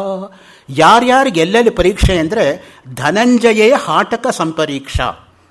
ಒಂದು ಚಿನ್ನಕ್ಕೆ ಎಲ್ಲಿ ಬೆಲೆ ಅಂದರೆ ಬೆಂಕೀಲಿ ಹಾಕಿದಾಗ ಹೇಗೆ ಆಚೆ ಬರುತ್ತೆ ಅನ್ನೋದು ಪರೀಕ್ಷೆ. ಹಾಗೆಯೇ ಒಬ್ಬ ಗೃಹಿಣಿಗೆ ಎಲ್ಲಿ ಪರೀಕ್ಷೆ ಅಂದರೆ ಮನೆಯಲ್ಲಿ ಏನೂ ವಸ್ತುಗಳಿಲ್ಲದೆ ಇರುವಾಗ ಇದ್ದಕ್ಕಿದ್ದಂಗೆ ನೆಂಟರು ಬಂದು ಇಳಿದ್ರೆ ಹೆಂಗೆ ನಿಭಾಯಿಸ್ತಾಳೆ ಅಂತ ಅಲ್ಲಿ ಅವಳ ಪರೀಕ್ಷೆ ಇರೋದು. ಒಬ್ಬ ಯೋಧನಿಗೆ ಎಲ್ಲಿ ಪರೀಕ್ಷೆ ಅಂದರೆ ರಣರಂಗದಲ್ಲಿ ಪರೀಕ್ಷೆ. ಹಾಗೆಯೇ ಒಬ್ಬ ವಿದ್ವಾಂಸನಿಗೆ ಎಲ್ಲಿ ಪರೀಕ್ಷೆ ಅಂದರೆ ಭಾಗವತದ ಶ್ಲೋಕವನ್ನು ಅರ್ಥ ಮಾಡೋದು ಅನ್ನೋ ದೃಷ್ಟಿಯಿಂದ. ಯಾಕೆಂದರೆ ವಿವೇಕ ಹೇಗೆ ಹುಟ್ಟತ್ತೆ ಅಂತ ಹೇಳೋದೇ ಭಾಗವತ. ನಾವಿಷ್ಟೆಲ್ಲ ವಿವೇಕ ಅಂತ ಹೇಳ್ತೀವಲ್ಲ, ವಿವೇಕ ಹೇಗೆ ಉಂಟಾಯಿತು ಕೇಳಿ ಪ್ರಶ್ನೆ ಎಲ್ಲಿ ಬರುತ್ತೆ ಅಂದರೆ ಭಾಗವತಕ್ಕೆ ಹೋಗ್ಬೇಕು ನಾವು. ಭಾಗ್ಯೋದಯೇನ ಬಹುಜನ್ಮ ಸಮಾರ್ಜಿತೇನ ಸತ್ಸಂಗಮಂಚ ಲಭತೆ ಪುರುಷೋ ಯದಾ ವೈ ಅಜ್ಞಾನ ಹೇತುಕೃತ ಮೋಹ ಮದಾಂಧಕಾರ ನಾಶಂ ವಿದಾಯ ತದಾ ಉದಯತೆ ವಿವೇಕ. ಭಾಗವತದಲ್ಲಿ ಬರ್ತಕ್ಕಂಥ ಶ್ಲೋಕ. ಜನ್ಮ ಜನ್ಮಾಂತರಗಳ ಪುಣ್ಯ ಸಂಸ್ಕಾರದಿಂದ ಇಂಥ ಸತ್ಸಂಗ ಅನ್ನೋದು ಉಂಟಾಗತ್ತೆ. ಆ ಸತ್ಸಂಗದಿಂದ ಏನಾಗತ್ತೆ, ನಾವು ಹಿಂದೆ ಮಾಡಿರ್ತಕ್ಕಂತಹ ಕರ್ಮಗಳೆಲ್ಲ ಸವಿದು ಮೋಹ ಮದ ಅಂಧಕಾರಗಳೆಲ್ಲ ಸಂಪೂರ್ಣವಾಗಿ ನಾಶವಾದಾಗ ವಿವೇಕ ಎಂಬತಕ್ಕಂಥದ್ದು ಆವಿರ್ಭವಿಸುತ್ತೆ ಅಂತ. ಆ ದೃಷ್ಟಿಯಿಂದ ಸತ್ಸಂಗ ತುಂಬ ಮುಖ್ಯವಾಗಿರ್ತಕ್ಕಂಥದ್ದು. ಕಲಿಯುಗದಲ್ಲಿ ಸತ್ಸಂಗಕ್ಕೆ ಸಮಾನವಾಗಿರ್ತಕ್ಕಂಥ ಇನ್ನೊಂದು ಸುಲಭೋಪಾಯ, ಭಕ್ತಿಗೆ ಇರತಕ್ಕಂತಹ ಸುಲಭೋಪಾಯ ಇನ್ಯಾವುದೂ ಇಲ್ಲ. ಸತ್ಸಂಗತ್ವೇ ನಿಸ್ಸಂಗತ್ವಂ, ನಿಸ್ಸಂಗತ್ವೇ ನಿರ್ಮೋಹತ್ವಂ, ನಿರ್ಮೋಹತ್ವೇ ನಿಶ್ಚಲಿತತ್ವಂ, ನಿಶ್ಚಲಿತತ್ವೇ ಜೀವನ್ಮುಕ್ತಿ. ಜೀವನ್ಮುಕ್ತಿ ತನಕ ಕರ್ಕೊಂಡು ಹೋಗುತ್ತೆ ಅಂತ ಶಂಕರಾಚಾರ್ಯ ಅದಕ್ಕೆ ಭಜಗೋವಿಂದ ಸ್ತೋತ್ರದಲ್ಲಿ ಹೇಳಿರೋದು ಸತ್ಸಂಗವನ್ನು. ಭಗವಂತನಲ್ಲಿ ದೃಢವಾದ ಭಕ್ತಿ ಇಟ್ಟಿರತಕ್ಕಂಥ ಮನುಷ್ಯರು ನೋಡಿ, ಅದು ಅಂಡರ್ಲೈನ್ ಮಾಡ್ಕೋಬೇಕಾಗಿರೋದು. ದೃಢವಾದ ಭಕ್ತಿ ಬಂದು ಹೋಗ್ತಕ್ಕಂಥದ್ದಲ್ಲ. ಅವರಿಗೆ ಯಾರ ಆಶ್ರಯವೂ ಕೂಡ ಬೇಕಾಗಿಲ್ಲ. ಜ್ಞಾನಜನಕವಾದ ಶರೀರ, ವಿಷ್ಣು ಸ್ಮರಣೆ ಉಂಟು ಮಾಡುವ ರೋಗ, ವೈರಾಗ್ಯವನ್ನು ತರುವ ವಿಪತ್ತು, ಈ 3 ಸಜ್ಜನರಿಗೆ ಸುಖಪ್ರದ. ಯಾವಾಗಲೂ ಕೂಡ ಸಜ್ಜನರಿಗೆ ಇದು ತುಂಬ ಮುಖ್ಯವಾಗಿ ಉಂಟಾಗತ್ತೆ. ನಿನ್ನೆ ನಾನು ಅಷ್ಟಾವಕ್ರ ಗೀತೆ ಬಗ್ಗೆ ಪ್ರಸ್ತಾಪ ಮಾಡಿದೆ. ಅಷ್ಟಾವಕ್ರ ಗೀತೆ ಪ್ರಾರಂಭ ಆಗೋದೇ ವೈರಾಗ್ಯ ಅನ್ನೋ ಶಬ್ದದಿಂದ. ನಿಮಗೆ ಗೊತ್ತಿರೋ ಹಾಗೆ ಅಷ್ಟಾವಕ್ರ ಮಹರ್ಷಿಗಳು ಬ್ರಹ್ಮಜ್ಞಾನಿಗಳು. ಜನಕ ಮಹಾರಾಜ ರಾಜರ್ಷಿಯಾಗಿರ್ತಕ್ಕಂಥ ಜನಕ ಕೇಳೋ ಪ್ರಶ್ನೆಗೆ ಬ್ರಹ್ಮರ್ಷಿಯಾಗಿರ್ತಕ್ಕಂಥ ಅಷ್ಟಾವಕ್ರ ಕೊಡೋ ಉತ್ತರ ಅಷ್ಟಾವಕ್ರ ಗೀತ. ಅಷ್ಟಾವಕ್ರ ಅನ್ನೋ ಶಬ್ದವನ್ನು ನಾವು ಸಾಮಾನ್ಯವಾಗಿ ಒಂಥರ ಬಳಸಿಬಿಡ್ತೀವಿ, ನಿಕೃಷ್ಟವಾಗಿ ಅವನೊಬ್ಬ ಅಷ್ಟಾವಕ್ರ ಅಂತ. ಆದರೆ ಎಂತಹ ಮಹಾಜ್ಞಾನಿ ಅಷ್ಟಾವಕ್ರ ಅಂದರೆ ಎಷ್ಟೋ ಜನಕ್ಕೆ ಆ ಹಿನ್ನೆಲೆನೇ ಗೊತ್ತಿಲ್ಲ. ತಂದೆಯಾಗಿರ್ತಕ್ಕಂಥವನು ವೇದದ ಸ್ವರವನ್ನು ತಪ್ಪಾಗಿ ಹೇಳಿದಾಗ ಹುಟ್ಟೋಕ್ಕೆ ಮುಂಚೆನೇ ತಾಯಿ ಗರ್ಭದಿಂದನೇ ತಂದೆ ಹೇಳೋ ಸ್ವರವನ್ನು ಕರೆಕ್ಟ್ ಮಾಡಿದಂತೆ ಅಷ್ಟಾವಕ್ರ. ಆವಾಗ ತಂದೆಗೆ ಕೋಪ ಬಂದ್ಬಿಟ್ಟು, ಇಷ್ಟು ಸೊಕ್ಕು ನಿನಗೆ, ಇನ್ನು ಆಚನೆ ಬಂದಿಲ್ಲ, ಈಗಲೇ ನನ್ನ ಕರೆಕ್ಟ್ ಮಾಡ್ತೀಯಾ, ಅಷ್ಟವಕ್ರನಾಗಿ ಹುಟ್ಟು ಅಂತ ಹುಟ್ಟೋ ಮಗನಿಗೆ ಶಾಪ ಕೊಟ್ಬಿಟ್ಟ. ಅದರಿಂದ ತಾಯಿ ಗರ್ಭದಿಂದ ಆಚೆ ಬಂದಾಗ 8 ಕಡೆ ಅಂಕುಡೊಂಕಾಗಿ ಆ ಮಗು ಆಚೆ ಬಂದಿದ್ದರಿಂದ ಅಷ್ಟಾವಕ್ರ ಅಂತ ಹೆಸರು ಬಂದಿತ್ತು. ಅಷ್ಟ ಅಂದರೆ 8 ಕಡೆ ಡೊಂಕಾಗಿ ತಾಯಿ ಗರ್ಭದಿಂದ ಆಚೆ ಬಂದಿದ್ದು. ಆ ತಂದೆಗೆ ಇದ್ದಂತಹ ಒಂದು ಅಭಿಮಾನ, ದುರಭಿಮಾನ ಎಷ್ಟಿತ್ತು ಅಂದರೆ, ವಾದದಲ್ಲಿ ತಂದೆ ರಾಜ್ಯದಲ್ಲಿ ಸೋತೋದ್ನಂತೆ. 8 ವರ್ಷ ಇರ್ತಕ್ಕಂಥ ಅಷ್ಟಾವಕ್ರ ತಂದೆಯನ್ನು ಯಾರು ವಾದದಲ್ಲಿ ಸೋಲಿಸಿದವರು ಅವರನ್ನು ಸೋಲಿಸಿಬಿಟ್ಟು ತಂದೆಯನ್ನು ಗೆದ್ದುಕೊಂಡು ಮನೆಗೆ ವಾಪಸ್ ಕರ್ಕೊಂಬಂದಂತೆ. ಯಾವ ತಂದೆ ತನಗೆ ಶಾಪ ಕೊಟ್ಟಿದ್ನೋ, ಯಾವ ತಂದೆ ತನಗೆ 8 ರೀತಿ ಅಂಕುಡೊಂಕಾಗಿ ಹುಟ್ಟೋದಕ್ಕೆ ಕಾರಣೀಭೂತನಾಗಿದ್ನೋ, ಅದೇ ತಂದೆನ ವಾದದಲ್ಲಿ ಗೆಲ್ಲಿಸ್ಬಿಟ್ಟು ವಾಪಸ್ ಕರ್ಕೊಂಡ್ಬಂದಂತಹ ಮಹನೀಯ ಯಾರು ಅಂದರೆ ಅಷ್ಟಾವಕ್ರ. ಅದಕ್ಕೆ ಅಷ್ಟಾವಕ್ರ ಗೀತಾ ಆ ಮಾತು ಬಂದಿರೋದು. ಅಲ್ಲಿ ಹೇಳ್ತಾರೆ ನೋಡಿ, ಜನಕ ಮಹಾರಾಜ ಕೇಳ್ತಾನೆ ಪ್ರಶ್ನೆ, ಆಸ್ತಿತ ಜನಕಾದಯ, ಸ್ಪಷ್ಟವಾಗಿದೆ, ಮಹಾ ಆಸ್ತಿಕ ಜನಕ ರಾಜ. ಅದಕ್ಕೆ ಹೇಳೋದು ಜನಕಸ್ಯ ಅಪತ್ಯಂ ಜಾನಕಿ. ಜಾನಕಿ ಎಂಬತಕ್ಕಂಥ ಶಬ್ದ ಅದಕ್ಕೆ ಬಂದಿರತಕ್ಕಂಥದ್ದು. ಜನಕನ ಮಗಳಾಗಿರೋದರಿಂದ ಜಾನಕಿ ಅಂತ. ರಂಗನಾಥ್ ಶರ್ಮರ ಮನೆ ಹೆಸರು ಜಾನಕಿ ಕೃಪಾ ಅಂತಿತ್ತು. ವಿಜಯನಗರದ 5ನೇ ಮೇನ್ ರೋಡಿನ 42ನೇ ಡೋರ್ ನಂಬರಲ್ಲಿ ಅವರು ಇದ್ದಾಗ. ಕಥಂ ಜ್ಞಾನಮವಾಪ್ನೋತಿ ಕಥಂ ಮುಕ್ತಿ ಭವಿಷ್ಯತಿ ವೈರಾಗ್ಯಂಚ ಕಥಂ ಪ್ರಾಪ್ತಂ ಏತದ್ಬ್ರೂಹಿ ಮಮ ಪ್ರಭೋ.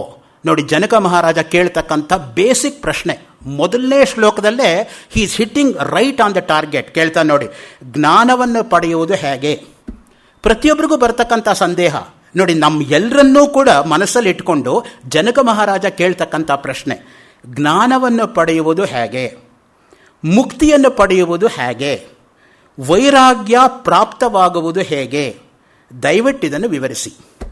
ಈ ಒಂದು ಪ್ರಶ್ನೆಗೆ ಪೂರ್ತಿ ಅಷ್ಟಾವಕ್ರ ಗೀತೆ ಮುಂದೆ ಹೊರಟಿದೆ ನೋಡಿ. ಬೇಸಿಕ್ ಮೊದಲನೇ ಶ್ಲೋಕದಲ್ಲೇ ಬಂದ್ಬಿಡ್ತು. ಅದಕ್ಕೆ ಉತ್ತರ ಕೊಡ್ತಾರೆ ನೋಡಿ. ಎಲ್ಲಿ ಉತ್ತರ ಬರೋದು? 10ನೇ ಅಧ್ಯಾಯ 3ನೇ ಶ್ಲೋಕದಲ್ಲಿ. ಮೊದಲನೇ ಅಧ್ಯಾಯ 1ನೇ ಶ್ಲೋಕದಲ್ಲಿ ಕೇಳಿದ್ದ ಪ್ರಶ್ನೆಗೆ ಹಿನ್ನೆಲೆ ಕಲ್ಪನೆ ಮಾಡಿ ಮಾಡಿ ಮಾಡಿ ಡೈರೆಕ್ಟ್ ಉತ್ತರ ಕೊಟ್ಟಿರೋದು ಎಲ್ಲಿ? 10ನೇ ಅಧ್ಯಾಯ 3ನೇ ಶ್ಲೋಕದಲ್ಲಿ. ಅದೇ ನನ್ನ ಉಪನ್ಯಾಸದ ತರಹ. ನಾನಿನ್ನ ವೈರಾಗ್ಯದಲ್ಲೇ ಇದ್ದೀನಲ್ಲ, ವೈರಾಗ್ಯ ಪ್ರಕರಣ ಮಂಗಳ ಶ್ಲೋಕಕ್ಕೂ ಬಂದಿಲ್ಲ ಆ ತರಹ. ಸೊ ಅದರಿಂದ ಯತ್ರ ಯತ್ರ ಭವೇ ತೃಷ್ಣ ಸಂಸಾರಂ ವಿದ್ಧಿ ತತ್ರ ವೈ ಪ್ರೌಢ ವೈರಾಗ್ಯಮಾಶ್ರಿತ್ಯ ವೀತ ತೃಷ್ಣ ಸುಖೀ ಭವ. ಉತ್ತರ ಕೊಡ್ತಾರೆ ನೋಡಿ. ಅದಕ್ಕೆ ಆಸೆ ಎಲ್ಲಿದೆಯೋ ಅಲ್ಲೆಲ್ಲ ಹುಟ್ಟು ಸಾವುಗಳು ಎಂಬ ಸಂಸಾರವಿದೆ. ಸ್ಪಷ್ಟವಾಗಿ ಹೇಳ್ತಾರೆ. ಸಂಸಾರ ಅಂದರೆ ವೇದಾಂತದಲ್ಲಿ ಹುಟ್ಟು ಸಾವುಗಳ ಸರಪಳಿ ಅಂತ ಅರ್ಥ. ಗಂಡ ಮಕ್ಕಳು, ಹೆಂಡತಿ ಮಕ್ಕಳು ಅಂತಲ್ಲ. ಪುನರಪಿ ಜನನಂ ಪುನರಪಿ ಮರಣಂ ಪುನರಪಿ ಜನನೀ ಜಠರೇಶಯನಂ ಇಹ ಸಂಸಾರೇ ಬಹುದುಸ್ಸಾರೈ ಕೃಪಯಾಪಾರೆ ಪಾಹಿ ಮುರಾರೆ. ಎಷ್ಟು ರೂಪಗಳನ್ನು ಕೊಡ್ತಾರೆ ಅಂದರೆ, ಲಕ್ಷ್ಮೀ ನೃಸಿಂಹ ಕರಾವಲಂಬ ಸ್ತೋತ್ರದಲ್ಲಿ ಶಂಕರಾಚಾರ್ಯರು ಸಂಸಾರ ಅನ್ನೋದೇ ವೃಕ್ಷ, ಸಂಸಾರ ಅನ್ನೋದೇ ಮಾರ್ಗ, ಸಂಸಾರ ಅನ್ನೋದೇ ಸರ್ಪ, ಸಂಸಾರ ಅನ್ನೋದೇ ಸಮುದ್ರ, ಸಂಸಾರ ಅನ್ನೋದೇ ಕಾರಾಗೃಹ, ಸಂಸಾರ ಎಂಬತಕ್ಕಂತಹದ್ದೇ ವಿಷವರ್ತುಲ. ಈ ರೀತಿಯಾಗಿ 9 ರೂಪಗಳನ್ನು ಕೊಟ್ಟು ಲಕ್ಷ್ಮೀ ನೃಸಿಂಹ ಕರಾವಲಂಬ ಸ್ತೋತ್ರದಲ್ಲಿ ಈ ಸಂಸಾರದಿಂದ ಆಚೆ ಬರಬೇಕು ಅನ್ನೋದನ್ನು ಭಗವತ್ಪಾದರು ಸ್ಪಷ್ಟೀಕರಿಸ್ತಾರೆ. ಆಸೆ ಎಲ್ಲಿದೆಯೋ ಅಲ್ಲೆಲ್ಲ ಸಂಸಾರವಿದೆ. ವೈರಾಗ್ಯವನ್ನು ಆಶ್ರಯಿಸಿ ಆಸೆಯಿಂದ ಪಾರಾಗಿ ಸುಖಿಯಾಗು. ಇದು ಗುರುಗಳಾಗಿ ಶಿಷ್ಯನಿಗೆ ಕೊಡ್ತಕ್ಕಂತಹ ಅಭಯ. ಅಭಯಂ ವೈ ಜನಕ ಪ್ರಾಪ್ತೋಸಿ. ಸೊ ಜನಕನಿಗೆ ಅಭಯ ನೀಡ್ತಾ ಇರತಕ್ಕಂಥವರು ಅಷ್ಟಾವಕ್ರರು. ವಿರಕ್ತೋ ವಿಷಯದ್ವೇಷ್ಟ ರಾಗಿ ವಿಷಯ ಲೋಲುಪ. ಮತ್ತೆ 16ನೇ ಅಧ್ಯಾಯ 6ನೇ ಶ್ಲೋಕದಲ್ಲಿ ವಿರಕ್ತನಾದವನನ್ನು ಇಂದ್ರಿಯಜನ್ಯ ಸುಖವನ್ನು ದ್ವೇಷಿಸುತ್ತಾರೆ. ನೋಡಿ, ಪ್ರತಿಯೊಂದು ಇಂದ್ರಿಯಕ್ಕೂ ಕೂಡ ಸುಖ ಬೇಕು ಎಂಬತಕ್ಕಂಥ ಅಪೇಕ್ಷೆ. ಅದನ್ನೇ ವಿವೇಕ್ ಚೂಡಾಮಣಿನಲ್ಲಿ ಅವರು ಸ್ಪಷ್ಟೀಕರಿಸಿರೋದು. ಒಂದೊಂದು ಇಂದ್ರಿಯ ಇಟ್ಟುಕೊಂಡೇ ಒಂದೊಂದು ಪ್ರಾಣಿ ಪಕ್ಷಿ ಬದುಕಕ್ಕಾಗಿಲ್ಲ. ಇನ್ನು 5 ಇಂದ್ರಿಯ ಇರತಕ್ಕಂಥ ಮನುಷ್ಯ ಹೇಗಪ್ಪ ತನ್ನನ್ನು ತಾನು ಹಿಡ್ಕೊಳ್ಳೋದು? ಕುರಂಗ ಮಾತಂಗ ಪತಂಗ ಮೀನಾಹ ಭೃಂಗಾಹ ಪಂಚಬಿರಂಚಿತ ಕಿಂ. ಕುರಂಗ ಜಿಂಕೆ ಹೇಗೆ ಸಾಯತ್ತೆ ಅಂದರೆ ನೋಡಿ, ಸುಮಧುರವಾಗಿರೋ ಸಂಗೀತ ಬೇಡ್ರವನ್ನ ಹಾಕಿದಾಗ ಸಂಗೀತವನ್ನು ಕೇಳ್ತಾ ನಿಂತ್ಕೊಂಡ್ಬಿಡುತ್ತೆ. ಆವಾಗ ಅವನು ಹೊಡೆದುಕೊಂಡು ಬಿಡ್ತಾನೆ. ಕಿವಿಯಿಂದ ಜಿಂಕೆ ಸಾಯಿತು. ಮಾತಂಗ ಆನೆ ಹೇಗೆ ಸಾಯತ್ತೆ ಅಂತ ಹೇಳಿದ್ರೆ ಸ್ಪರ್ಶೇಂದ್ರಿಯ. ಅದಕ್ಕೆ ಗಂಡಾನೇನು ಹಿಡ್ಕೊಳ್ಳೋದಕ್ಕೆ ಅವನು ಏನು ಮಾಡ್ತಾನೆ ಅಂದರೆ ಮಾವುಟಿಗ ಹೆಣ್ಣಾನೆ ಅಂತಂದು ಮುಂದೆ ನಿಲ್ಲಿಸ್ತಾನೆ. ಆ ಹೆಣ್ಣಾನೇನು ಮುಟ್ಟಬೇಕು ಅಂತ ಹೋಗಿ ಅದು ಕೆಳಗಡೆ ಬಿದ್ದು ಕೆಡ್ಡಾನಲ್ಲಿ ಇದಾಗ್ಬಿಡುತ್ತೆ. ಸೊ ಸ್ಪರ್ಶೇಂದ್ರಿಯದಿಂದ ಆನೆ ಸಾಯಿತು. ಪತಂಗ ದೀಪದ ಹುಳು, ಅದು ಕಣ್ಣಿಂದ ಸಾಯ್ತಕ್ಕಂಥದ್ದು. ಅದಕ್ಕೆ ಗೊತ್ತು ದೀಪದ ಹತ್ರ ಹೋದೆ ತಾನು ಬದುಕಲ್ಲ ಅಂತ, ಅದು ಅಲ್ಲೇ ಹೋಗುತ್ತೆ, ಸಾಯತ್ತೆ. ತನ್ನನ್ನು ತಾನು ಹಿಡ್ಕೊಳ್ಳೋಕ್ಕಾಗಲ್ಲ. ಕೆಲವರಿಗೆ ಸಿಹಿ ತಿಂಡಿ ಬಗ್ಗೆ ಇರತಕ್ಕಂಥ ಆಸೆ ತರಹ ತುಂಬ ಹೈ BP ಎಲ್ಲ ಇರುತ್ತೆ. ಆದರೆ ಅದನ್ನು ತಿಂದೇ ಇರೋಕ್ಕಾಗಲ್ಲ. ಅಯ್ಯೋ ತಿಂದ್ಬಿಟ್ರೆ ಆಯ್ತು ರೀ, 2 ಗುಳಿಗೆ ಜಾಸ್ತಿ ಹಾಕ್ಕೊಂಡ್ರೆ ಆಯಿತು, ಹಾಗೆ ಅಂತ ಹೇಳ್ಬಿಟ್ಟು ತಿಂದೇ ಇರೋಕ್ಕಾಗತ್ತಾ? ಹಾಗೆ ಯಾವಾಗಲೂ ಕೂಡ ಕೆಲವರಿಗೆ ಆ ರಸನೇಂದ್ರಿಯ ಅನ್ನೋದು ಆ ರೀತಿಯಾಗಿ ಕಾಡ್ತಾ ಇರುತ್ತೆ. ಒಂದು ಹಿಂದೆ ನಡೆದಿರೋ ಘಟನೆ ತಮಾಷೆಗೆ ಹೇಳ್ತೀನಿ, ಸೀರಿಯಸ್ ಆಗಿ ತಗೋಬೇಡಿ. ರಾಮಕೃಷ್ಣಾಶ್ರಮದಲ್ಲಿ ಪ್ರತಿ ಸ್ವಾಮಿಗಳು ಕೂಡ ಆನಂದ ಅಂತ ಹೆಸರಿಟ್ಕೊಳ್ಳೋದು ಪರಂಪರೆ. ಸೋಮನಾಥಾನಂದ, ಆದಿದೇವಾನಂದ, ಹರ್ಷಾನಂದ, ನಿಖಿಲಾನಂದ, ಸ್ವಾಹಾನಂದ, ಸದಾನಂದ, ಈ ರೀತಿಯಾಗಿ. ಈಗಿರ್ತಕ್ಕಂಥ SJRC ಕಾಲೇಜ್ ಹಿಂದೆ ಬಸಪ್ಪ ಕಾಲೇಜ್ ಆಗಿತ್ತು. ಬಸಪ್ಪ ಕಾಲೇಜಲ್ಲಿ ಅಜ್ಜಂಪುರದ ರಾಮರಾಯರು ಅಂತ ಅವರು ಇಂಗ್ಲೀಷ್ ಪ್ರೊಫೆಸರ್ ಆಗಿದ್ದರು. ಅವರೊಂದು ಮಾತು ಹೇಳಿದರು ನನಗೆ, ನಾನು ಆನಂದಾರಿ, ಜಿಹ್ವಾನಂದ. ತಿನ್ನೋದ್ರಲ್ಲೇ ನನಗಾನಂದ, ನಾನು ಆನಂದಾನೇ, ಜಿಹ್ವಾನಂದ, ಯಾರು ಇಲ್ಲದೆ ಇದ್ದವರು ಅಂತ. ಸೊ ಹಾಗೆ ಒಬ್ಬೊಬ್ಬರಿಗೊಂದೊಂದು ರೀತಿಯಾಗಿರ್ತಕ್ಕಂಥ ಆನಂದ. ಅದು ನಿಜವಾಗಿರೋ ಆನಂದ ಯಾವುದು? ಬ್ರಹ್ಮಾನಂದವೇ ನಿಜವಾಗಿರೋ ಆನಂದ. ಆನಂದೋ ಬ್ರಹ್ಮೇತಿ ವ್ಯಜಾನಾತ್ ಆನಂದಾಧ್ಯೇವ ಕಲ್ವಿಮಾನಿ ಭೂತಾನಿ ಜಾಯಂತೆ ಆನಂದೇನ ಜಾತಾನಿ ಜೀವಂತಿ ಆನಂದಂ ಪ್ರಯಂತ್ಯಪಿ ಸಂವಿಶಂತೀತಿ ತದ್ವಿಜ್ಞಾಯ ಪುನರೇವ ವರುಣಂ ಪಿತರಮುಪಸಸಾರ ಅದೀಹಿ ಭಗವೋ ಬ್ರಹ್ಮೇತಿ ತಸ್ಮಾ ಏತತ್ ಪ್ರೋವಾಚ. ಅದಕ್ಕೆ ಆನಂದ ಮೀಮಾಂಸಾ ಅಂತ ಹೇಳ್ತಕ್ಕಂಥದ್ದು. ಇದಕ್ಕಿಂತ ಅದು 100 ಪಟ್ಟು ಜಾಸ್ತಿ, ಅದಕ್ಕಿಂತ ಇದು ಜಾಸ್ತಿ, ಕೊನೆಗೆ ಅಲ್ಲಿಗೆ ಹೋಗಿ ನಿಂತು ಹೋಗುತ್ತೆ ಅಷ್ಟೆ. ಅದಕ್ಕಿಂತ ಮೇಲಿನ ಯಾವುದೂ ಇಲ್ಲ. ಬ್ರಹ್ಮಾನಂದಂ ಪರಮ ಸುಖದಂ, ಅದಕ್ಕೆ ಹೇಳಿರ್ತಕ್ಕಂಥದ್ದು. ಮಿಕ್ಕೆಲ್ಲ ಸುಖ ಸರಿ, ಪರಮ ಸುಖ ಯಾವುದು ಅಂದರೆ ಅದೇ. ಅದರ ಮುಂದೆ ಇನ್ನು ಯಾವ ಸುಖವೂ ಕೂಡ ಕೆಲಸಕ್ಕೆ ಬರೋದಿಲ್ಲ. ಮೀನು ಹೇಗೆ ಸಾಯತ್ತೆ ಅಂದರೆ, ಅದು ತಿನ್ನೋ ಪದಾರ್ಥ ಮುಂದೆ ಇಟ್ಟಾಗ ಹಿಂದೆ ಒಂದು ಕೊಕ್ಕಿ ಇರುತ್ತೆ, ಆ ಮೀನಿಗೆ ಕಾಣೋದಿಲ್ಲ. ಸುಲಭವಾಗಿ ತಿನ್ನೋ ಪದಾರ್ಥ ಸಿಕ್ತು ಅಂತ ಕಚ್ಚಕ್ಕೆ ಬಂದಾಗ ಆ ಮೀನನ್ನು ಹಿಡ್ಕೊಳ್ತಕ್ಕಂತಹ ಪುರುಷ ಏನು ಮಾಡ್ತಾನೆ ಅಂದರೆ, ತಕ್ಷಣ ಅದಕ್ಕೆ ಹಿಂದಕ್ಕೆ ಎಳೆದಾಗ ಅದೇ ಅವನಿಗೆ ತಿನ್ನೋ ಪದಾರ್ಥ ಆಗಿಬಿಡುತ್ತೆ. ಭೃಂಗಾಹಾಯಿನ ಚಿಟ್ಟೆ ಇದೆ ನೋಡಿ, ಚಿಟ್ಟೆ ಮೂಗಿಂದ ಸಾಯ್ತಕ್ಕಂಥದ್ದು, ವಾಸನೆಯಿಂದ. ಆಗ್ತಾನೆ ಅರಳ್ತಾ ಇರತಕ್ಕಂಥ ಹೂವಿನ ಮೇಲೆ ಹೋಗಿ ಚಿಟ್ಟೆ ಕೂತ್ಕೊಳ್ಳುತ್ತೆ. ಹೂ ಮುಚ್ಕೊಂಡಾಗ ಆಚೆ ಬರೋಕ್ಕಾಗದೆ ಒಳಗೆ ಹೋಗ್ಬಿಡುತ್ತೆ. ಸೊ ಹೂವು ಎಷ್ಟು ಸಹಜವಾಗಿ ಬಿಡುತ್ತೆ ನೋಡಿ. ಒಂದು ಗಿಡದಲ್ಲಿ ಆಯಾ ಕಾಲಕ್ಕೆ ಆಯಾ ಹೂಗಳು ಬೀಳುತ್ತೆ. ಸೊ ಅದಕ್ಕೇ ಚಿಕ್ಕಬಳ್ಳಾಪುರದಲ್ಲಿ ವಿಶ್ವೇಶ್ವರಯ್ಯ ಪಾರ್ಕಲ್ಲಿ ಬಲಗಡೆಯಿಂದ ಎಂಟರಾದರೆ 5ನೇ ಗಿಡದ ಮೇಲೆ ಒಂದು ಬೋರ್ಡ್ ಇದೆ. ಹೂ ಬಿಡುವುದೇ ನೇಚರ್, ಅದನ್ನು ತಲೆಯಲ್ಲಿ ಮುಡಿಯುವುದೇ ಕಲ್ಚರ್, ಅದನ್ನು ಕಾಲಲ್ಲಿ ತುಳಿಯುವುದೇ ವಲ್ಚರ್ ಅಂತ. ಹೂ ಬಿಡೋದು ನೇಚರು, ಸಹಜವಾಗಿ ಬಿಡುತ್ತೆ ಆಯಾ ಕಾಲಕ್ಕದು. ಯಾವ ಗಿಡವೂ ಕೂಡ ಎಲೆ ಹೂವೇ ಬಿಡೋಣವಾಗಲಿ ಅಂತ ಕೇಳ್ಕೊಳ್ಳಲ್ಲ. ಕವಿಗೆ ಅಷ್ಟೇ ಸಹಜವಾಗಿ ಕವಿತ್ವ ಆಚೆ ಬರಬೇಕು ಅಂತ ಜಾನ್ ಕೀಟ್ಸ್ ಒಂದು ಕಡೆ ಹೇಳ್ತಾನೆ. ಈ poetry does not come as naturally as a flower to a tree, it better not come at all.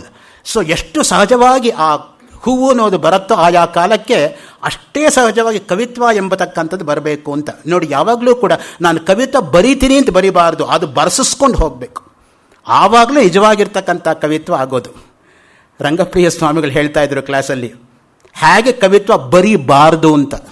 ಹೇಗೆ ಬರಿಬೇಕು ಅಂತಲ್ಲ, ಹೇಗೆ ಬರೀಬಾರ್ದು ಅಂತ. ಅಗೋ ಚಂದ್ರ ಬಿಂಬ, ಇಗೋ ಲಾಂಧ್ರ ಕಂಬ, ತಗೋ ತಾಮ್ರ ಚಂಬ. ಈ ರೀತಿ ಕವಿತ್ವ ಬರಿಬೇಡಿಪ್ಪ.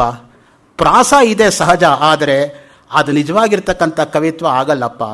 ಕವಿತ್ವ ಹೇಗೆ ಬರಬೇಕು ಅಂದರೆ ಅದು ಪುಂಖಾನುಪುಂಖವಾಗಿ ಬರ್ತಾ ಇರಬೇಕು ಆ ಶ್ಲೋಕಗಳು ಅಂತಕ್ಕಂಥದ್ದು.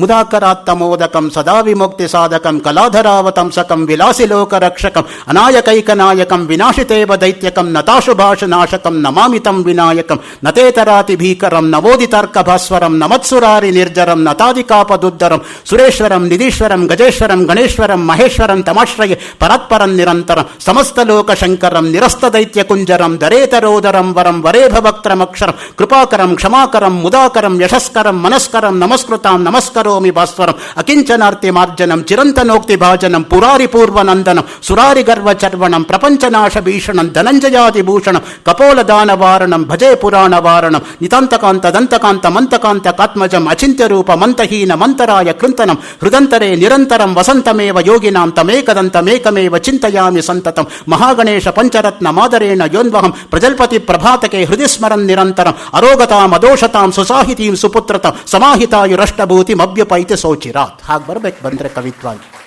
ಈ ಥರ ಪ್ರಯೋಜನ ಏನು? ಆ ತರಹ ಬರಿದೆ ಹೋದರೆ ಅದು ಸಹಜವಾಗಿರ್ತಕ್ಕಂಥ ಕವಿತ್ವ. ಆ ದೃಷ್ಟಿಯಿಂದ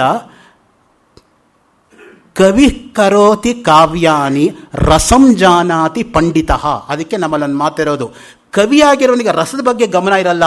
ಕಾವ್ಯ ಹೇಗೆ ಬರ್ಸ್ಕೊಂಡು ಹೋಗುತ್ತೋ ಹಾಗೆ ಬರಿತಾ ಹೋಗ್ತಾನೆ. ಪಂಡಿತನಾಗಿರೋನು ಅದರಲ್ಲಿ ರಸವನ್ನು ಪಾಯಿಂಟ್ ಔಟ್ ಮಾಡಿ ಅದನ್ನು ಹೈಲೈಟ್ ಮಾಡ್ತಾನೆ. ಆ ದೃಷ್ಟಿಯಿಂದನೇ ಕವಿಗೂ ಮತ್ತು ಪಂಡಿತರಿಗೂ ಇರ್ತಕ್ಕಂಥ ಅಥವಾ ಕವಿಗೂ ಮತ್ತು ವಿಮರ್ಶಕರಿಗೂ ಇರ್ತಕ್ಕಂಥ ಒಂದು ಸಂಬಂಧ ಅವಿನಾಭಾವವಾಗಿರ್ತಕ್ಕಂಥ ಸಂಬಂಧ. ಅದು ನಿಜವಾದ ಅರ್ಥದಲ್ಲಿ ಆ ಸಂಬಂಧ ಅನ್ನೋದು ಆ ರೀತಿಯಾಗಿ ಬೆಳಿಬೇಕು ಯಾವತ್ತೂ ಕೂಡ. ಸೊ ಅದಕ್ಕೆ ಹೇಳ್ತಾರೆ ನೋಡಿ, ಸಬುಧರತಿ ಕಾಗದಕರು ಲೇಖನ ಸಬಬನ ರಾಯ್ ಸಪ್ತ ಸಮಂದರ ಮಸಿಕರು ಗುರುಗುನು ಗುಹಾನ ಜಾಯ್. ಇದು ಕಬೀರ್ ಹೇಳ್ತಕ್ಕಂತಹ ಮಾತು. ಸಬುಧರತಿ ಕಾಗದಕರು, ಸಮಸ್ತವಾಗಿರ್ತಕ್ಕಂಥ ಭೂಮಿಯನ್ನೇ ಕಾಗದವನ್ನಾಗಿ ಮಾಡಿಕೊಂಡು 7 ಸಮುದ್ರಗಳ ನೀರನ್ನೇ ಮಸಿಯಾಗಿ ಮಾಡಿಕೊಂಡು ವರ್ಣನೆ ಮಾಡೋಕ್ಕೆ ಹೋದರೂ ಕೂಡ ಗುರುವಿನ ವರ್ಣನೆ ಮಾಡೋಕ್ಕಾಗಲ್ಲ. ಗುರು ಹೇಗಿದ್ದಾನೆ ಅಂದರೆ ಗುರು ಥರ ಇದ್ದಾನೆ ಅಂತ ಹೇಳಬೇಕಷ್ಟೆ. ಆಚೆ ದಿನ ಪಾಚೆ ಗಯೇ ಜಬ ಚಿಡಿಯ ಚುಗ್ಗಯಿ ಖೇತ ಪಚಿತಾಯೇ ಕ್ಯಾ ಹೋವತ ಹೈ. ಆಚೆ ದಿನ ಪಾಚೆ ಗಯೇ, ಎಲ್ಲ ಒಳ್ಳೆ ದಿನಗಳು ಬಂದು ಹೊರಟೋಯ್ತು. ಜಬ ಚಿಡಿಯ ಚುಗ್ಗಯಿ ಖೇತ್, ಯಾವಾಗ ಪಕ್ಷಿಗಳು ಬಂದು ಕಾಳುಗಳನ್ನು ಆಯ್ದುಕೊಂಡು ಹೊಲದಿಂದ ಹೊರಟೋಯ್ತೋ ತಬ ಪಚಿತಾಯೇ ಕ್ಯಾ ಹೋವತ ಹೈ. ಆಗ ಪಶ್ಚಾತ್ತಾಪ ಪಟ್ಟೇನು ಪ್ರಯೋಜನ? ನಾನು ಒಬ್ಬ ಮಾಲಿ ನೇಮಕ ಮಾಡಬೇಕಾಗಿತ್ತು, ಹೊಲಕ್ಕೆ ಬೇಲಿ ಹಾಕಬೇಕಾಗಿತ್ತು, ನಾನೇ ದೊಣ್ಣೆ ಹಿಡ್ಕೊಂಡು ನಿಂತ್ಕೋಬೇಕಾಯ್ತು. ನೀನು ಈಗ ಅಂದ್ಕೊಂಡೇನು ಪ್ರಯೋಜನ? ಆಗಿದ್ದಾಗೋಯ್ತು. ಹಿಂದೆ ಆಗಿರೋದನ್ನು ಯೋಚನೆ ಮಾಡಿ ಪ್ರಯೋಜನ ಇಲ್ಲಪ್ಪ, ಮುಂದೆ ಏನಾಗುತ್ತೋ ಅಂತ ಭಯಪಟ್ಟು ಪ್ರಯೋಜನ ಇಲ್ಲ. ಈಗೇನು ಮಾಡಬೇಕು ಅದನ್ನು ಮಾಡು ಅಂತ. ಸೊ ಅದು ನಿಜವಾಗಿರ್ತಕ್ಕಂಥ ಕವಿತ್ವ ಅಂದರೆ ಆ ರೀತಿಯಾಗಿ ಬರಬೇಕು ಅನ್ನೋ ದೃಷ್ಟಿಯಿಂದ. ಕಂಚಿ ಕಾಮಕೋಟಿ ಪೀಠದ ಪರಮಾಚಾರ್ಯರು, ಶತಾಯುಷಗಳಾಗಿದ್ದಂತಹ ಮಹನೀಯರು ಒಂದು ಉಪನ್ಯಾಸದಲ್ಲಿ ಹೇಳ್ತಾರೆ, ಒಳ್ಳೆ ಪದ್ಯಕಾವ್ಯವನ್ನು ನೀವು ನೋಡಬೇಕಾದ್ರೆ ವಾಲ್ಮೀಕಿ ರಾಮಾಯಣ ಓದಿಪ್ಪ, ಒಳ್ಳೆ ಗದ್ಯ ಕಾವ್ಯ ನಿಮಗೆ ಬೇಕಾದರೆ ಪತಂಜಲಿ ಮಹಾಭಾಷ್ಯ ಓದಿ, ಗದ್ಯ ಮತ್ತು ಪದ್ಯ ಎರಡೂ ಬೇಕಾದರೆ ಶಂಕರ ಭಾಷ್ಯ ಓದಿ ಅಂತ. ಇದು ಕಂಚಿ ಪರಮಾಚಾರ್ಯರು ಹೇಳಿರ್ತಕ್ಕಂಥ ಮಾತು. ಚಂದ್ರಶೇಖರೇಂದ್ರ ಸರಸ್ವತಿಗಳು, ಸೊ ಅವರು ಶತಾಯುಷಗಳಾಗಿದ್ದವರು ನೋಡಿ, ದಿನಕ್ಕೆ ಒಂದು ಹಿಡಿ ಇಷ್ಟೇ ಅವರು ಸೇವನೆ ಮಾಡ್ತಾ ಇದ್ದಿದ್ದು, ಅಷ್ಟೇ ಊಟ ಅಂದರೆ ಅಷ್ಟೇ ಇದ್ದಿದ್ದು. ಒಂದು ಹಿಡಿಯಲ್ಲಿ ತೊಗೊಂಡ್ಬಿಟ್ರೆ ಮುಗಿದಾಯ್ತು, ನಾಳೆ ತನಕ ಏನೂ ಇಲ್ಲ. ಹಾಗಿದ್ರೂ ಕೂಡ ಶತಾಯುಷಿಗಳಾಗಿ ಬದುಕಿದ್ರು. ಎಂತಹ ಆತ್ಮೋದ್ಧಾರ ಕೆಲಸಗಳನ್ನು ಅವರು ಮಾಡಿದ್ರು ನೋಡಿ. ವಿರಕ್ತ ವಿಷಯದ್ವೇಷ್ಟ, ಅದರಿಂದನೇ ಈ ವಿಷಯಗಳ ಬಗ್ಗೆ ದ್ವೇಷ ಇರತಕ್ಕಂಥವನು. ವೀತರಾಗೋಹಿ ನಿರ್ದುಃಖ, ಯಾರಿಗೆ ರಾಗವೇ ಇಲ್ಲವೋ ಅವರಿಗೆ ದುಃಖ ಬರೋಕ್ಕೆ ಸಾಧ್ಯ ಇಲ್ಲ. ರಜೋ ರಾಗಾತ್ಮಕಂ ವಿದ್ಧಿ, ರಜೋಗುಣ ಜಾಸ್ತಿ ಇರೋವರಿಗೆ ರಾಗದ್ವೇಷಗಳು ಜಾಸ್ತಿ ಯಾವಾಗಲೂ ಕೂಡ. ನೈಷ್ಕರ್ಮ್ಯ ಸಿದ್ಧಿಯಲ್ಲಿ ಸುರೇಶ್ವರಾಚಾರ್ಯ ಒಂದು ಮಾತು ಹೇಳ್ತಾರೆ, ಯಾರು ಜಾಸ್ತಿ ಪುಣ್ಯ ಮಾಡಿರ್ತಾರೋ ಅವರು ದೇವತೆಗಳಾಗಿ ಹುಡ್ತಾರಂತೆ. ಯಾರು ಪುಣ್ಯ ಪಾಪ ಆಲ್ಮೋಸ್ಟ್ ಈಕ್ವಲ್ ಆಗಿ ಮಾಡಿರ್ತಾರೋ ಅವರು ಮನುಷ್ಯರಾಗಿ ಹುಡ್ತಾರಂತೆ.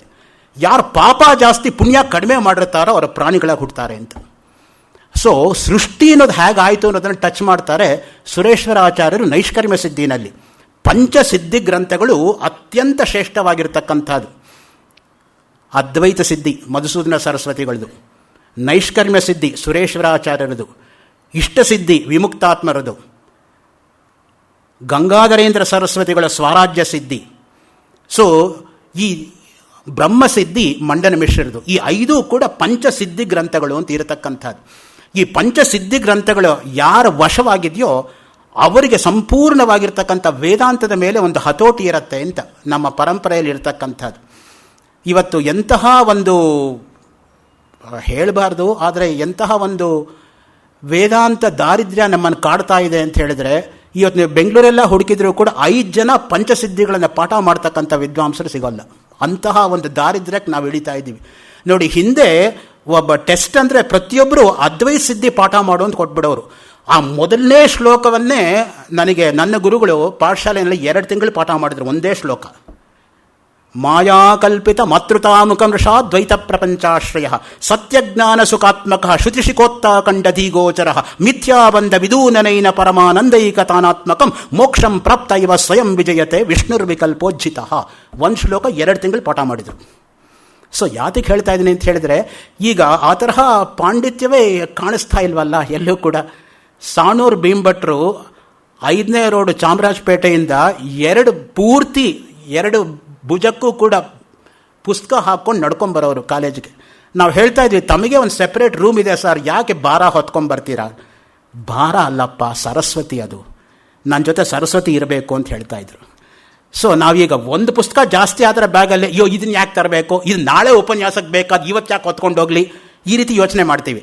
ಆದರೆ ಅವ್ರು ಹಾಗಲ್ಲ, ಯಾವಾಗಲೂ ಕೂಡ ಸರಸ್ವತಿ ಇರಬೇಕು ಅಂತ ಆ ರೀತಿಯಾಗಿ ಉಪಾಸನೆಯನ್ನು ಮಾಡ್ತಾ ಇದ್ದವರು. ಏಕಾದಶಿ ದಿವಸ ನಿರ್ಜಲ ಉಪವಾಸ ಮಾಡಿ ಸ್ಪೆಷಲ್ ಕ್ಲಾಸ್ ತೆಗೆದುಕೊಂಡು ನೈಷಧ ಪಾಠ ಮಾಡ್ತಾ ಇದ್ರು ನಮಗೆ. ನಿರ್ಜಲ ಉಪವಾಸ. ಆವತ್ತು ಒಂದು ತೊಟ್ಟು ಕೂಡ ನೀರು ಕುಡಿತಾ ಇರಲಿಲ್ಲ. ನಾವು ಹೇಳ್ತಾ ಇದ್ದೀವಿ ತಮಗೆ ಸುಸ್ತಾಗತ್ತೆ, ತಾವೇನೋ ತೆಗೆದುಕೊಂಡಿಲ್ಲ, ಇವತ್ತು ಸಾಕು ಅಂದರೆ ಕೂತ್ಕೊಳ್ಳೋ, ಯಾಕೋ ಜ್ಞಾಪಕ ಮಾಡಿದೆ ಇವತ್ತು ಏಕಾದಶಿ ಅಂತ. ಈಗ ಶುರುವಾಯಿತು ನೋಡಿ ನನಗೆ ಹೊಟ್ಟೆನಲ್ಲಿ, ಕೂತ್ಕೋ 3 ಗಂಟೆ ನಾನು ಮಾಡೋದೇ ಪಾಠ, ಎಕ್ಸ್ಟ್ರಾ ಪಾಠ ಏಕಾದಶಿ ದಿವಸ. ಸಾಮಾನ್ಯವಾಗಾದರೆ ಇರೋ ಪಾಠನೇ ಬಿಟ್ಬಿಡ್ತಾರೆ, ನನಗೆ ಸುಸ್ತು ನಾನು ಮಾಡೋದಿಲ್ಲ ಮನೆಗೆ ಹೋಗಿ ಅಂತ. ಅವರು ಎಕ್ಸ್ಟ್ರಾ ಪಾಠ ಸ್ಪೆಷಲ್ ಕ್ಲಾಸ್ ಮಾಡೋದು. ಆ ತರಹ ಇದ್ದರು.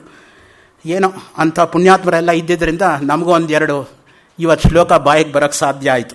ನಾಳೆ ದಿವಸ ನೈಷಧ ಒಪ್ಪಿಸದೆ ಹೋದರೆ ಪಾಠ ಇಲ್ಲ ಅಂತ ಹೇಳ್ತಾ ಇದ್ರು. ಹೆದರ್ಕೊಂಡು ನೈಷಧ ಕಾವ್ಯ ಗಟ್ ಮಾಡ್ಕೊಂಡು ಹೋಗ್ತಾ ಇದ್ವಿ ಕ್ಲಾಸ್ಗೆ. ಸೊ ಹಾಗೆ ಇಲ್ಲದೆ ಹೋದರೆ ಎಲ್ಲಿ ಬರ್ತಾ ಇತ್ತು 137 ಶ್ಲೋಕ 3ನೇ ಸರ್ಗ ಪೂರ್ತಿ. ಸೊ ಅದರಿಂದ ಇವತ್ತು ಕೂಡ ಒಂದು 100-120 ಶ್ಲೋಕಕ್ಕೇನು ಮೋಸ ಇಲ್ಲ.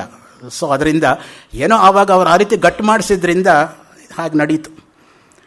ಶಕ್ತಿಮಂತಮಪಿ ಶಾಂತಿ ಸಂಯುತಂ ಭಕ್ತಿಮಂತಮಪಿ ಭೇದವರ್ಜಿತಂ ವೀತರಾಗಮಪಿ ಲೋಕವತ್ಸರಂ ಸಾಧುಭಾವಮಪಿ ನಮ್ರಚೇಷ್ಟಿತಂ. ನೋಡಿ ರಮಣರ ಜೀವನ ಹೇಗಿತ್ತು ಅಂತ ಕಾವ್ಯಕಂಠ ಗಣಪತಿ ಮುನಿಗಳು ಹೇಳ್ತಾರೆ. ಮಂತನು ಶಕ್ತಿಯು ಶಾಂತಿಯಿಂದ ಕೂಡಿದ್ದರೆ ಅದಕ್ಕೆ ಸೊಗಸು. ಶಕ್ತಿ ಯಾವಾಗಲೂ ಕೂಡ ನಾವು ಬೇರೆಯವರಿಗೆ ಹೊಡೆಯೋದಕ್ಕೆ ಉಪಯೋಗಿಸಬಾರ್ದು. ಯಾರು ಅಮಾಯಕರ ಮೇಲೆ ಹಲ್ಲೆ ಮಾಡೋಕ್ಕೆ ಬರ್ತಾರೋ ಅದನ್ನು ತಡೆಯೋದಕ್ಕೆ ಉಪಯೋಗಿಸಬೇಕೇ ಹೊರತು ನಮ್ಮ ಶಕ್ತಿ ಪ್ರದರ್ಶನಕ್ಕೋಸ್ಕರ ಅಲ್ಲ. ಅದಕ್ಕೆ ಯಾವುದು ಒಳ್ಳೆಯ ಉದಾಹರಣೆ ಅಂದರೆ ಧರ್ಮರಾಜ. ಧರ್ಮರಾಜನಿಗೆ ಯುಧಿಷ್ಠಿರ ಅಂತ ಒಂದು ಪರ್ಯಾಯ ಪದ ಇದೆ. ಯುಧಿ ರಣಾಂಗಣೆ ಯಹ ಸ್ಥಿರ ಸಹ ಯುಧಿಷ್ಠಿರ. ರಣರಂಗಕ್ಕೆ ಕಾಲಿಟ್ಟರೆ ಪರಾಜಯವನ್ನು ಹೊತ್ಕೊಂಡು ಯಾರು ಯಾವತ್ತೂ ವಾಪಸ್ ಬರಲಿಲ್ವೋ ಅವನು ಧರ್ಮರಾಯ. ವಿನಾಕಾರಣ ರಕ್ತಪಾತ ಬೇಡ ಅಂತ ತಡೀತಾ ಇದ್ನೇ ಹೊರತು ಕೈಯಲ್ಲಾಗದೆ ಅಲ್ಲ. ಬೇರೆಯವರಿಗಿಂತ ಚೆನ್ನಾಗೇ ಯುದ್ಧ ಮಾಡೋನು. ಆದರೂ ಕೂಡ ಯಾಕೆ ಅನಾವಶ್ಯಕವಾಗಿ ರಕ್ತಪಾತ ಆ ದೃಷ್ಟಿಯಿಂದ ಹೇಳ್ತಾ ಇದ್ದ. ಅದಕ್ಕೆ ಜೂಲಿಯಸ್ ಸೀಸರ್ಲೆ ಶೇಕ್ಸ್ಪಿಯರ್ ಒಂದು ಮಾತು ಹೇಳಿಸ್ತಾನೆ, cowards die many times before their death, the valiant never taste the death but once ಅಂತ. ಅದನ್ನಿಟ್ಕೊಂಡೆ ಹಾಲ್ವರ್ ದಿ ಹಾಲ್ ಅನ್ನೋನು ವ್ಯಾಲಿಯಂಟ್ ಅಂತಲೇ ಇನ್ನೊಂದು ಪೊಯಮ್ ಬರೆದ್ಬಿಟ್ಟ. Impact of Shakespeare and later literature ಅಂದರೆ ಇದೆಲ್ಲ ತೆಗಿಬೇಕಾಗತ್ತೆ, ಇವಾಗ ಬೇಡ. ಸೊ ಅದರಿಂದ ಶಕ್ತಿಯು ಧ್ಯಾನ ಶಾಂತಿಯಿಂದ ಕೂಡಿರುವುದು. ಭಕ್ತಿಯುಳ್ಳದ್ದಾಗಿದ್ದರೂ ಕೂಡ ಯಾವಾಗಲೂ ಕೂಡ ಪರಸ್ಪರ ಅವಿವೇಕ ಇಲ್ಲದೆ ಇರತಕ್ಕಂಥದ್ದು. ವಿರಾಗಿಯಾದರೂ ಲೋಕದ ಬಗ್ಗೆ ವಾತ್ಸಲ್ಯ ಇರತಕ್ಕಂಥದ್ದು. ನೋಡಿ, ಲೋಕ ಸಂಗ್ರಹ ಮೇವಾಪಿ ಸಂಪಶ್ಯನ್ ಕರ್ತುಮರ್ಹಸಿ ಗೀತಲ್ಲಿ ಅದಕ್ಕೆ ಹೇಳಿರೋದು. ಕೃಷ್ಣ ಪರಮಾತ್ಮನಿಗೆ ಹುಟ್ಟೇನಾಗಬೇಕಾದ್ದು? ಅರ್ಜುನನ ಉದ್ಧಾರಕ್ಕೋಸ್ಕರ ಅವನು ಹುಟ್ಟಾಗಬೇಕಾಯ್ತು. ಇಲ್ಲದೆ ಹೋದರೆ ಅವನು ಯಾವತ್ತೂ ಮುಕ್ತನೇ ಪರಮಾತ್ಮ, ಅವನಿಗಾಗಬೇಕಾದ್ದೇನು. ಅದಕ್ಕೆ ನೋಡಿ, ಮಹಾತ್ಮರು ಯಾವತ್ತೂ ಕೂಡ ತಮಗೋಸ್ಕರ ಏನೂ ಮಾಡ್ಕೊಳ್ಳಲ್ಲ. ಅವರು ಭಕ್ತಾದಿಗಳಿಗೋಸ್ಕರನೇ ಇರತಕ್ಕಂಥವ್ರು ಮಹಾತ್ಮರು. ಅದರಲ್ಲೂ ಕೂಡ ಕೃಷ್ಣಾವತಾರ ಅನ್ನೋದು ಸಂಪೂರ್ಣ ಅವತಾರ. ಕೃಷ್ಣಾತ್ ಪರಂ ಕಿಮಪಿ ದೈವ ಮಹನ್ನ ಜಾನೆ. ಎಂಥ ಮಾತನ್ನು ಹೇಳ್ತಾರೆ ಅಂದರೆ ಮಧುಸೂದನ ಸರಸ್ವತಿಗಳು, ಕೃಷ್ಣನಿಗಿಂತ ದೊಡ್ಡ ದೇವರನ್ನೇ ನಾನು ಕಂಡಿಲ್ಲ ಅಂತ. ವಂಶೀ ವಿಭೂಷಿತಕರ ನವನೀರದಾಬಾತ್ ಪೀತಾಂಬರಾದ ಅರುಣಮಾಲ್ಯ ಕಲಾವತಂಸಾತ್ ಕೃಷ್ಣಾತ್ ಪರಂ ಕಿಮಪಿ ದೈವ ಮಹನ್ನ ಜಾನೆ. ವಂಶಿ ಮ್ಯೂಸಿಕ್ ಅಕಾಡೆಮಿ ಅಂತಿದೆ ಬಸವೇಶ್ವರ ನಗರದಲ್ಲಿ. ಅವರ ಮಾಟೋ ಈ ಶ್ಲೋಕ, ವಂಶೀ ವಿಭೂಷಿತ ಕರಾತ್. ಯಾರು ಕೈಯಲ್ಲಿ ಬಿದಿರಿಂದ ಮಾಡಿರ್ತಕ್ಕಂಥ ಕೊಳಲನ್ನು ಇಟ್ಕೊಂಡಿದ್ದಾರೋ, ವಂಶದಿಂದ ಬರ್ತಕ್ಕಂಥದ್ದು ವಂಶಿ. ವಂಶ ಅಂದರೆ ನಾವು ಸಾಮಾನ್ಯವಾಗಿ ಉಪಯೋಗಿಸ್ತಕ್ಕಂಥ ವಂಶ ಅನ್ನೋ ಸೆನ್ಸಲ್ಲಲ್ಲ. ವಂಶ ಅಂದರೆ ಬಿದಿರು ಅನ್ನೋ ಅರ್ಥದಲ್ಲಿ ಇಲ್ಲಿ ಉಪಯೋಗಿಸಿರ್ತಕ್ಕಂಥದ್ದು. ನವನೀರದಾಬಾತ್. ಹೆಂಗಿದೆ ಕೃಷ್ಣನ ಬಣ್ಣ ಅಂದರೆ ಆಗತಾನೇ ಆಕಾಶದಲ್ಲಿ ಮೂಡ್ತಾ ಇರತಕ್ಕಂಥ ಹೊಸದಾಗಿರ್ತಕ್ಕಂಥ ಮೋಡದ ಬಣ್ಣವನ್ನು ಹೋಲ್ತಕ್ಕಂಥ ಬಣ್ಣವುಳ್ಳಂಥವನು. ಅವನು ಧರಿಸಿರ್ತಕ್ಕಂಥ ಪೀತಾಂಬರ ಹೇಗಿದೆ ಅಂದರೆ ಆಗ್ತಾನೆ ಸೂರ್ಯೋದಯ ಆಗ್ತಾ ಇರುವಾಗ ಉಂಟಾಗತಕ್ಕಂತಹ ಬಣ್ಣ. ಕೆಂಪು ಹಳದಿ ಮಿಶ್ರವಾಗಿರ್ತಕ್ಕಂತಹ ಬಣ್ಣವುಳ್ಳಂತಹ ಪೀತಾಂಬರನ್ನು ಹುಟ್ಟಿರ್ತಕ್ಕಂಥ ಕೃಷ್ಣ ಪರಮಾತ್ಮನಿಗೆ ನನ್ನ ಪ್ರಣಾಮಗಳು ಅಂತ ಅವನು ವರ್ಣನೆ ಮಾಡ್ತಕ್ಕಂಥ ಆ ಶ್ಲೋಕ. ಸೊ ಅದಕ್ಕೆ ಹೇಳ್ತಾರೆ ನೋಡಿ, ಇಲ್ಲಿ ದೇವತಾಂಶ ಇದ್ದರೂ ಕೂಡ ನಮ್ರವಾಗಿ ಇರತಕ್ಕಂಥವನು. ಇನ್ನು ಅಭ್ಯಾಸ ವೈರಾಗ್ಯಾಭ್ಯಾಂ ತನ್ನಿರೋಧ. ಯೋಗಶಾಸ್ತ್ರಕ್ಕೆ ಬಂದರೆ ಪಾತಂಜಲ ಯೋಗಸೂತ್ರ ನೋಡಿ ಸ್ಪಷ್ಟವಾಗಿ ಹೇಳ್ತಾ ಇದೆ. ಪತಂಜಲಿ ಯೋಗಸೂತ್ರದ ಮೇಲೆ ವ್ಯಾಸಭಾಷ್ಯ, ವ್ಯಾಸಭಾಷ್ಯದ ಮೇಲೆ ವಾಚಸ್ಪತಿ ಮಿಶ್ರ ತತ್ವವಿಶಾರದಿ ವ್ಯಾಖ್ಯಾನ, ಅದರ ಮೇಲೆ ಭೋಜರಾಜನ ರಾಜಮಾರ್ತಾಂಡ ವ್ಯಾಖ್ಯಾನ, ಅದರ ಮೇಲೆ ಸದಾಶಿವ ಬ್ರಹ್ಮೇಂದ್ರರ ವೇದ ತಾರಾವಳಿ. ಇಷ್ಟು ಓದಬೇಕಾಗತ್ತೆ. ಒಂದು ಪತಂಜಲಿ ಶ್ಲೋಕದ ಮೇಲೆ ಮಾತಾಡಬೇಕಾದ್ರೆ ಪ್ರಾಮಾಣಿಕವಾಗಿ ಎದೆ ಮುಟ್ಕೊಂಡು ಇಷ್ಟು ಮಟ್ಟಿಗೆ ಅವನಿಗೆ ಜ್ಞಾನ ಇರಬೇಕು. ಈಗ ಪ್ರತಿಯೊಬ್ಬರೂ ಕೂಡ ಯೋಗ ಮಾತಾಡೋರೆ, ಪ್ರತಿಯೊಬ್ಬರು ಯೋಗ ಎಕ್ಸ್ಪರ್ಟ್ಸೇ. ಅದು ಆಗಿರ್ತಕ್ಕಂಥದ್ದು. ಏನು ಯಾವುದನ್ನ ಇಟ್ಕೊಂಡಪ್ಪ ಮಾತಾಡ್ತಾ ಇದ್ದೀವಿ? ಸೊ ನಮಗೆ ಮೂಲ ಗೊತ್ತಿದೆಯಾ? ಮೂಲ ಸಮೃತ ಗೊತ್ತಿದೆಯಾ? ವಾಕ್ಯ ಗೊತ್ತಿದೆಯಾ, ವಾಕ್ಯದ ಮೇಲೆ ಭಾಷ್ಯ ಗೊತ್ತಿದೆಯಾ, ಭಾಷ್ಯದ ಮೇಲೆ ವ್ಯಾಖ್ಯಾನ ಗೊತ್ತಿದೆಯಾ, ವ್ಯಾಖ್ಯಾನ ಮೇಲೆ ಟೀಕೆ ಗೊತ್ತಿದೆಯಾ, ಟೀಕೆ ಮೇಲೆ ಟೋಕೆ ಗೊತ್ತಿದೆಯಾ, ಏನು ಗೊತ್ತಿದೆ? ಟೀಕಾ ಟೋಕಾಂ ಅಪೇಕ್ಷತೆ. ಅದಕ್ಕೆ ಹೇಳ್ತಕ್ಕಂಥ ಎಷ್ಟು ಇದೆ ಅಂದರೆ ನಮ್ಮಲ್ಲಿ ಒಂದು ಶಾಸ್ತ್ರ ಓದೋದಕ್ಕೆ ಒಂದು ಜನ್ಮ ಸಾಲದು. ಏಕಸ್ಮಿನ್ ಜನ್ಮನಿ ಏಕಮೇವ ಶಾಸ್ತ್ರಂ. ಅದಕ್ಕೆ ನಮ್ಮಲ್ಲಿ ಇರೋದು.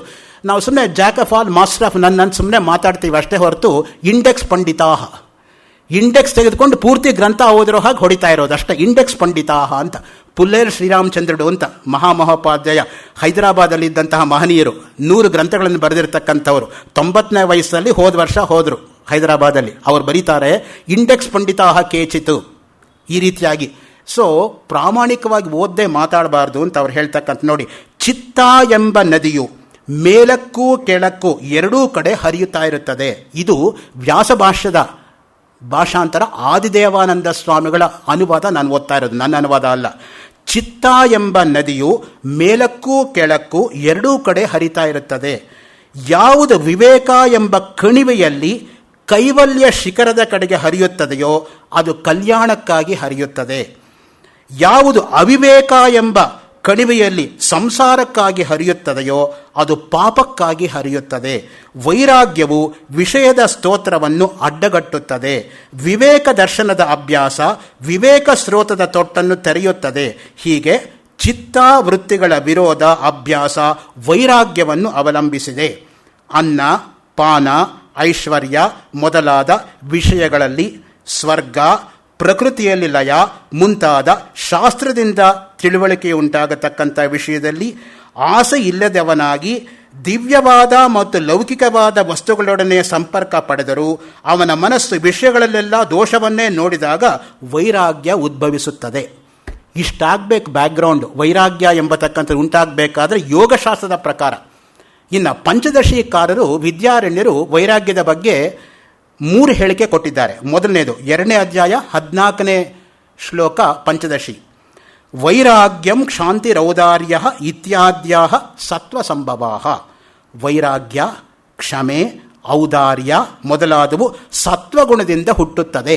ನೋಡಿ, ನಮ್ಮಲ್ಲಿ ಗುಣತ್ರಯ ವಿಭಾಗ ಯೋಗ ಎಷ್ಟು ಮುಖ್ಯ ಅಂದರೆ ಗೀತೆನಲ್ಲಿ ಅದಕ್ಕೆ ಹೇಳಿರ್ತಕ್ಕಂಥದ್ದು. ಆಹಾರ ತ್ರೈವಿಧ್ಯ, ಗುಣತ್ರೈವಿಧ್ಯ ಎಷ್ಟು ಹೇಳ್ತಾರೆ ನೋಡಿ. 3 ರೀತಿಯಾಗಿರ್ತಕ್ಕಂಥದ್ದು. ಸಾತ್ವಿಕ ದಾನ, ರಾಜಸ ದಾನ, ತಾಮಸ ದಾನ ಇರೋ ಹಾಗೇನೆ ಸಾತ್ವಿಕ ಆಹಾರ, ರಾಜಸಾಹಾರ, ತಾಮಸಾಹಾರ, ಸಾತ್ವಿಕ ತಪಸ್ಸು, ರಾಜಸ ತಪಸ್ಸು, ತಾಮಸಿಕ ತಪಸ್ಸು ಎಲ್ಲದರಲ್ಲೂ ಕೂಡ 3 ಅಂತ ಹೇಳ್ತಾ ಹೋಗ್ತಾರೆ. ಕ್ಷಮೆ, ಕ್ಷಮಾಗುಣ ನೋಡಿ, ಅದು ತುಂಬ ದೊಡ್ಡ ಗುಣ. ಅದು ಪ್ರತಿಯೊಬ್ಬರೂ ಕೂಡ ತಪ್ಪು ಮಾಡ್ತಾರೆ. ನಾವೆಲ್ಲ ತಪ್ಪು ಮಾಡೇ ಹುಟ್ಟಿರೋದು. ತಪ್ಪೇ ಮಾಡದೆ ಹೋಗಿದ್ರೆ ಮುಕ್ತರಾಗ್ಬಿಡ್ಬೇಕಾಗಿತ್ತು. ಸ್ವಲ್ಪ ತಪ್ಪು ಮಾಡಿದ್ದೀವಿ, ಅದರಿಂದ ಮನುಷ್ಯ ಜನ್ಮ ಸಿಕ್ಕಿದೆ. ಈ ಮನುಷ್ಯ ಜನ್ಮವನ್ನು ಹಾಳು ಮಾಡಿಕೊಂಡ್ರೆ ಮತ್ತೆ ಪ್ರಾಣಿಯೋ ಪಕ್ಷಿಯೋ ಪಶುವೋ ಆಗಿ ಹುಡ್ತೀವಿ. ತದಿಹ ಕೀಟೋವ ಪತಂಗೋವ ದಂಶೋವ ಮಶಕೋವ ಯದ್ಯದ್ಭವಂತಿ ತದಾ ಭವಂತಿ. ಚಾಂದೋಗ್ಯ ಉಪನಿಷತ್ತಲ್ಲಿ ಅದಕ್ಕೆ ಹೇಳ್ತಕ್ಕಂಥದ್ದು. ತಿಗಣಿಯಾಗಿಯೋ ಸೊಳ್ಳೆಯಾಗಿಯೋ ಹಲ್ಲಿಯಾಗಿಯೋ ನಾವು ಮತ್ತೆ ಹುಟ್ಟಬೇಕಾಗತ್ತೆ. ಈ ಜನ್ಮ ಹಾಳು ಮಾಡ್ಕೋಬೇಡಿಪ್ಪ ಅಂತ. ಜಂತೂನಾಂ ನರಜನ್ಮ ದುರ್ಲಭಂ ಅತಃಪುಂಸ್ತ್ವಂ ತಥೋ ವಿಪ್ರತ ತಸ್ಮಾತ್ ವೈದಿಕ ಧರ್ಮ ಮಾರ್ಗ ಪರತೆಯ ವಿದ್ವತ್ವಮಸ್ಮಾತ್ ಪರಂ ಆತ್ಮಾನಾತ್ಮ ವಿವೇಕ ಬ್ರಹ್ಮಾತ್ಮನೋ ಸಂಸ್ಥಿತಿ ಮುಕ್ತಿರ್ನೋ ಶತಜನ್ಮ ಕೋಟಿ ಸುಕೃತೈರ್ ಪುಣ್ಯೈರ್ವಿನಾ ಲಭ್ಯತೆ ದುರ್ಲಭಂ ತ್ರಯಮೇವೈತದ್ ದೈವಾನುಗ್ರಹ ಕಾರಣಂ ಮನುಷ್ಯತ್ವಂ ಮುಮುಕ್ಷುತ್ವಂ ಮಹಾಪುರುಷ ಸಂಶಯ ಅಂತ ವಿವೇಕ್ ಚೂಡಾಮಣಿ ಮೊದಲ 2 ಶ್ಲೋಕಗಳು. ಸೊ ಆ ದೃಷ್ಟಿಯಿಂದ ಅತ್ಯಂತ ಶ್ರೇಷ್ಠವಾಗಿರ್ತಕ್ಕಂಥದ್ದು ಯಾವುದು ಅಂದರೆ ಮಾನವ ಜನ್ಮ. ದಾಸರು ಕೂಡ ಅದಕ್ಕೆ ಹೇಳಿರೋದು, ಮಾನವ ಜನ್ಮ ದೊಡ್ಡದು, ಹಾಳು ಮಾಡಿಕೊಳ್ಳಬೇಡಿರೋ ಹುಚ್ಚಪ್ಪಗಳಿರ ಅಂತ.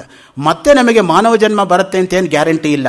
ಅದಕ್ಕೆ ಈ ಜನ್ಮ ಸಿಕ್ಕಿರುವಾಗ ಅದನ್ನು ಸಂಪೂರ್ಣವಾಗಿ ಸದುಪಯೋಗ ಪಡಿಸ್ಕೋಬೇಕು. ವೈರಾಗ್ಯ, ಕ್ಷಮೆ, ಔದಾರ್ಯ. To err is human but to forgive is divine. ಅದಕ್ಕೆ ನಮ್ಮಲ್ಲಿರ್ತಕ್ಕಂಥದ್ದು. ಸೊ ಪ್ರತಿಯೊಬ್ಬರು ತಪ್ಪು ಮಾಡ್ತಾರೆ, ಅದನ್ನು ಕ್ಷಮಿಸ್ತಕ್ಕಂಥ ಗುಣ ಇದೆ ನೋಡಿ, ಅದು ಬಹಳ ದೊಡ್ಡ ಗುಣ ಯಾವಾಗಲೂ ಕೂಡ. ಸೇಡಿಗೆ ಸೇಡು ಬಯಸ್ತಕ್ಕಂಥದ್ದು ಪ್ರಾಣಿ ಧರ್ಮ. ಸೇಡಲ್ಲಿ ಇರ್ತಕ್ಕಂಥದ್ದನ್ನೂ ಕೂಡ ಕ್ಷಮಿಸ್ತಕ್ಕಂಥದ್ದು ದೈವಿ ಗುಣ. ಅದು ನಿಜವಾಗಿ ಅದಕ್ಕೆ ಗಾಂಧೀಜಿಯವರು ಹೇಳ್ತಾ ಇದ್ರು, ಯಾರಾದರೂ ಒಂದು ಕೆನ್ನೆಗೆ ಹೊಡೆದ್ರೆ ಇನ್ನೊಂದು ಕೆನ್ನೆ ತೋರಿಸು ಅಂತ. ಸೊ ಅದು ನಿಜವಾಗಿರ್ತಕ್ಕಂತಹ ಒಂದು ಶ್ರೇಷ್ಠವಾಗಿರ್ತಕ್ಕಂಥ ಸಂಸ್ಕಾರದಿಂದ ಬರ್ತಕ್ಕಂಥದ್ದು ಅಂತ. ಸರ್ವಶಾಸ್ತ್ರಗಳಲ್ಲಿ ನಿಷ್ಣಾತನು ಬುದ್ಧಿಶಾಲಿಯೂ ಆದ ಶಂಕರರಿಗೆ ವಸ್ತುಗಳ ನಿತ್ಯಾನಿತ್ಯ ವಿವೇಚನೆಯಿಂದ ಹುಟ್ಟಿದ ವೈರಾಗ್ಯ ಬೆಳೆಯುತ್ತಾ ಹೋಯಿತು. ರಂಗನಾಥ್ ಶರ್ಮರು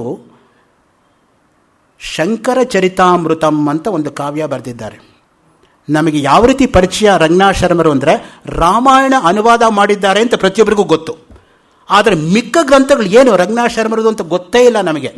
ಪಂಚದಶಿ ಅನುವಾದ ಮಾಡಿದ್ದಾರೆ, ಮಾಧವಿಯ ಶಂಕರ ವಿಜಯ ಮಾಡಿದ್ದಾರೆ, ಬಾಹುಬಲಿ ವಿಜಯಂ ನಾಟಕ ಬರೆದಿದ್ದಾರೆ, ಏಕಚಕ್ರಂ ನಾಟಕ ಬರೆದಿದ್ದಾರೆ, ಬಾಹುಬಲಿ ಸುಪ್ರಭಾತವನ್ನು ಬರೆದಿದ್ದಾರೆ, ಪ್ರತಿಯೊಂದು ದೇವತೆ ಮೇಲೂ ಸ್ತೋತ್ರಗಳನ್ನು ಮಾಡಿದ್ದಾರೆ ಸಂಸ್ಕೃತದಲ್ಲಿ.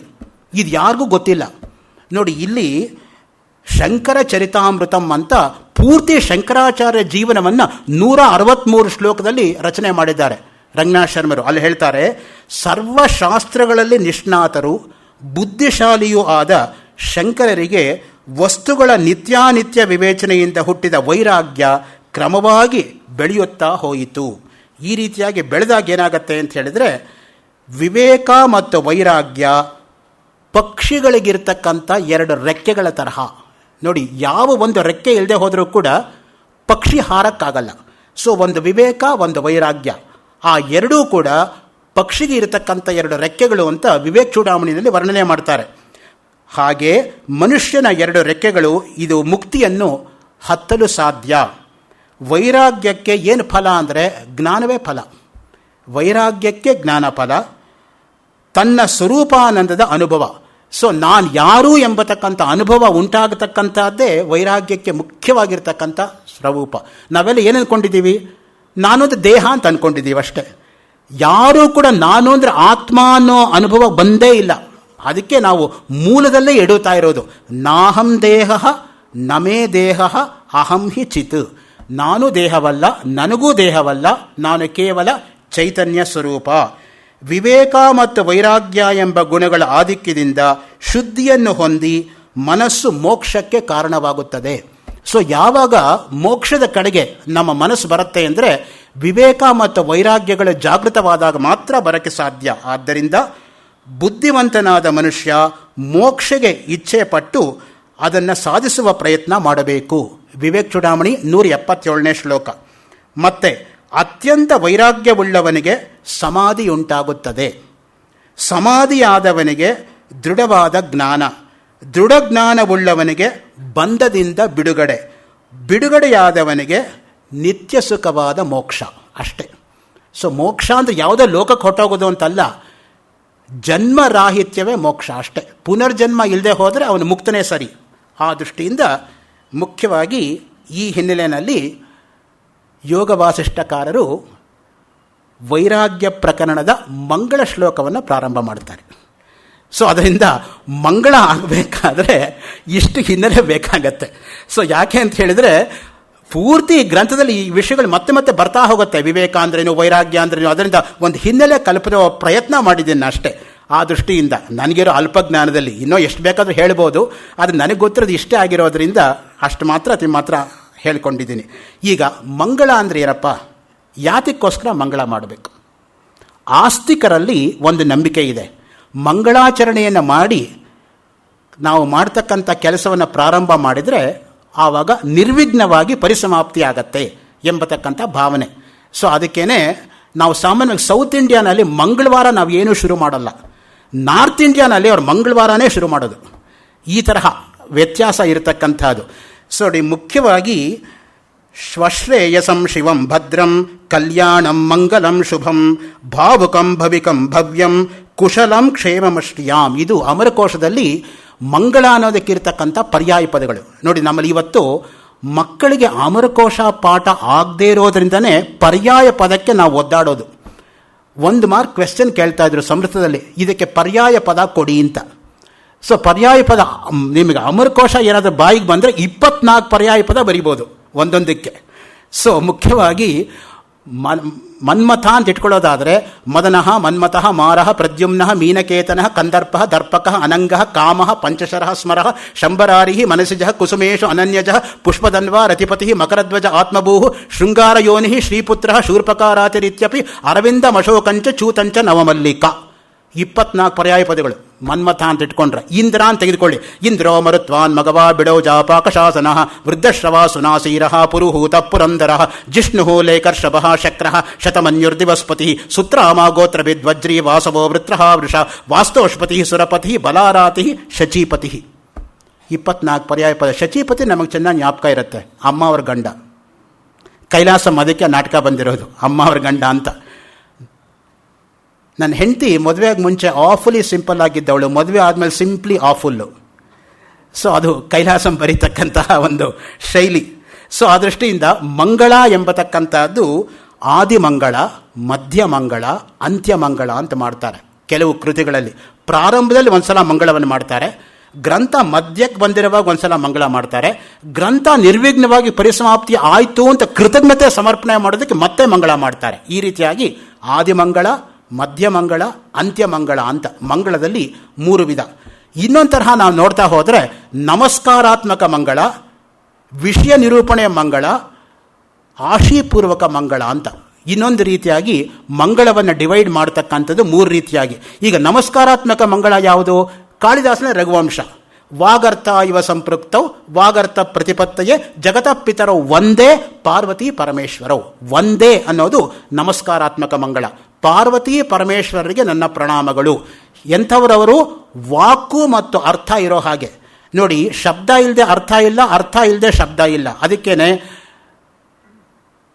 ಡಾಕ್ಟರ್ ಎಸ್ ರಾಧಾಕೃಷ್ಣನ್ ಆಕ್ಸ್ಫರ್ಡ್ ಯೂನಿವರ್ಸಿಟಿನಲ್ಲಿ ಫಿಲಾಸಫಿ ಪ್ರೊಫೆಸರ್ ಆಗಿ ಬಂದ ಮೇಲೆ ವಾಪಸ್ಸು ಬಿಮಲ್ ಕೃಷ್ಣ ಮತಿಲಾಲ್ ಎಂಬತಕ್ಕಂಥ ಬೆಂಗಾಲಿ ಅಲ್ಲಿಗೆ ಎಲೆಕ್ಟ್ ಆದಾಗ ಆತ ಒಂದು ಕೃತಿ ಬರೆದ, ವರ್ಡ್ ಆ್ಯಂಡ್ ದ ವರ್ಲ್ಡ್ ಅಂತ.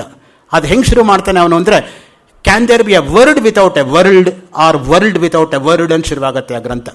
ಸೊ ಪದ ಬಾಯಿಂದ ಬಂದ ಕೂಡಲೇ ಪ್ರಪಂಚದೊಳಗೆ ಸೇರಿ ಹೋಯಿತು.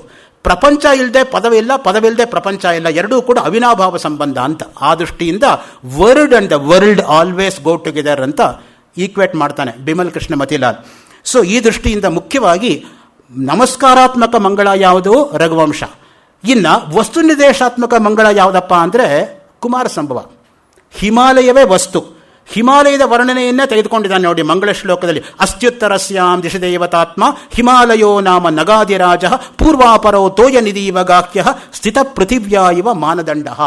ಭೂಮಿಗೆ ಅಳತೆಗೋಲ್ತಾ ಇರತಕ್ಕಂಥದ್ದು ಯಾವುದು? ಅದೇ ಹಿಮಾಲಯ ಅನ್ನೋ ದೃಷ್ಟಿಯಿಂದ. ಸೊ ಅದು ಎರಡನೇದು. ಇನ್ನು ಮೂರನೇದು ಯಾವುದಪ್ಪ ಅಂದರೆ ಆಶೀರ್ವಾದ ತರಹ ಇರತಕ್ಕಂಥ ಮಂಗಳ. ಶ್ರೀಕಂಠ ಚರಿತ ಎಂಬುದಾಗಿ ಮಂಖ ಕವಿ ಬರೆದಿರತಕ್ಕಂತಹ ಶ್ರೀಕಂಠ ಚರಿತ 3ನೇ ರೀತಿಯಾಗಿರ್ತಕ್ಕಂತಹ ಮಂಗಳಕ್ಕೆ ಕಾರಣವಾಗುತ್ತೆ.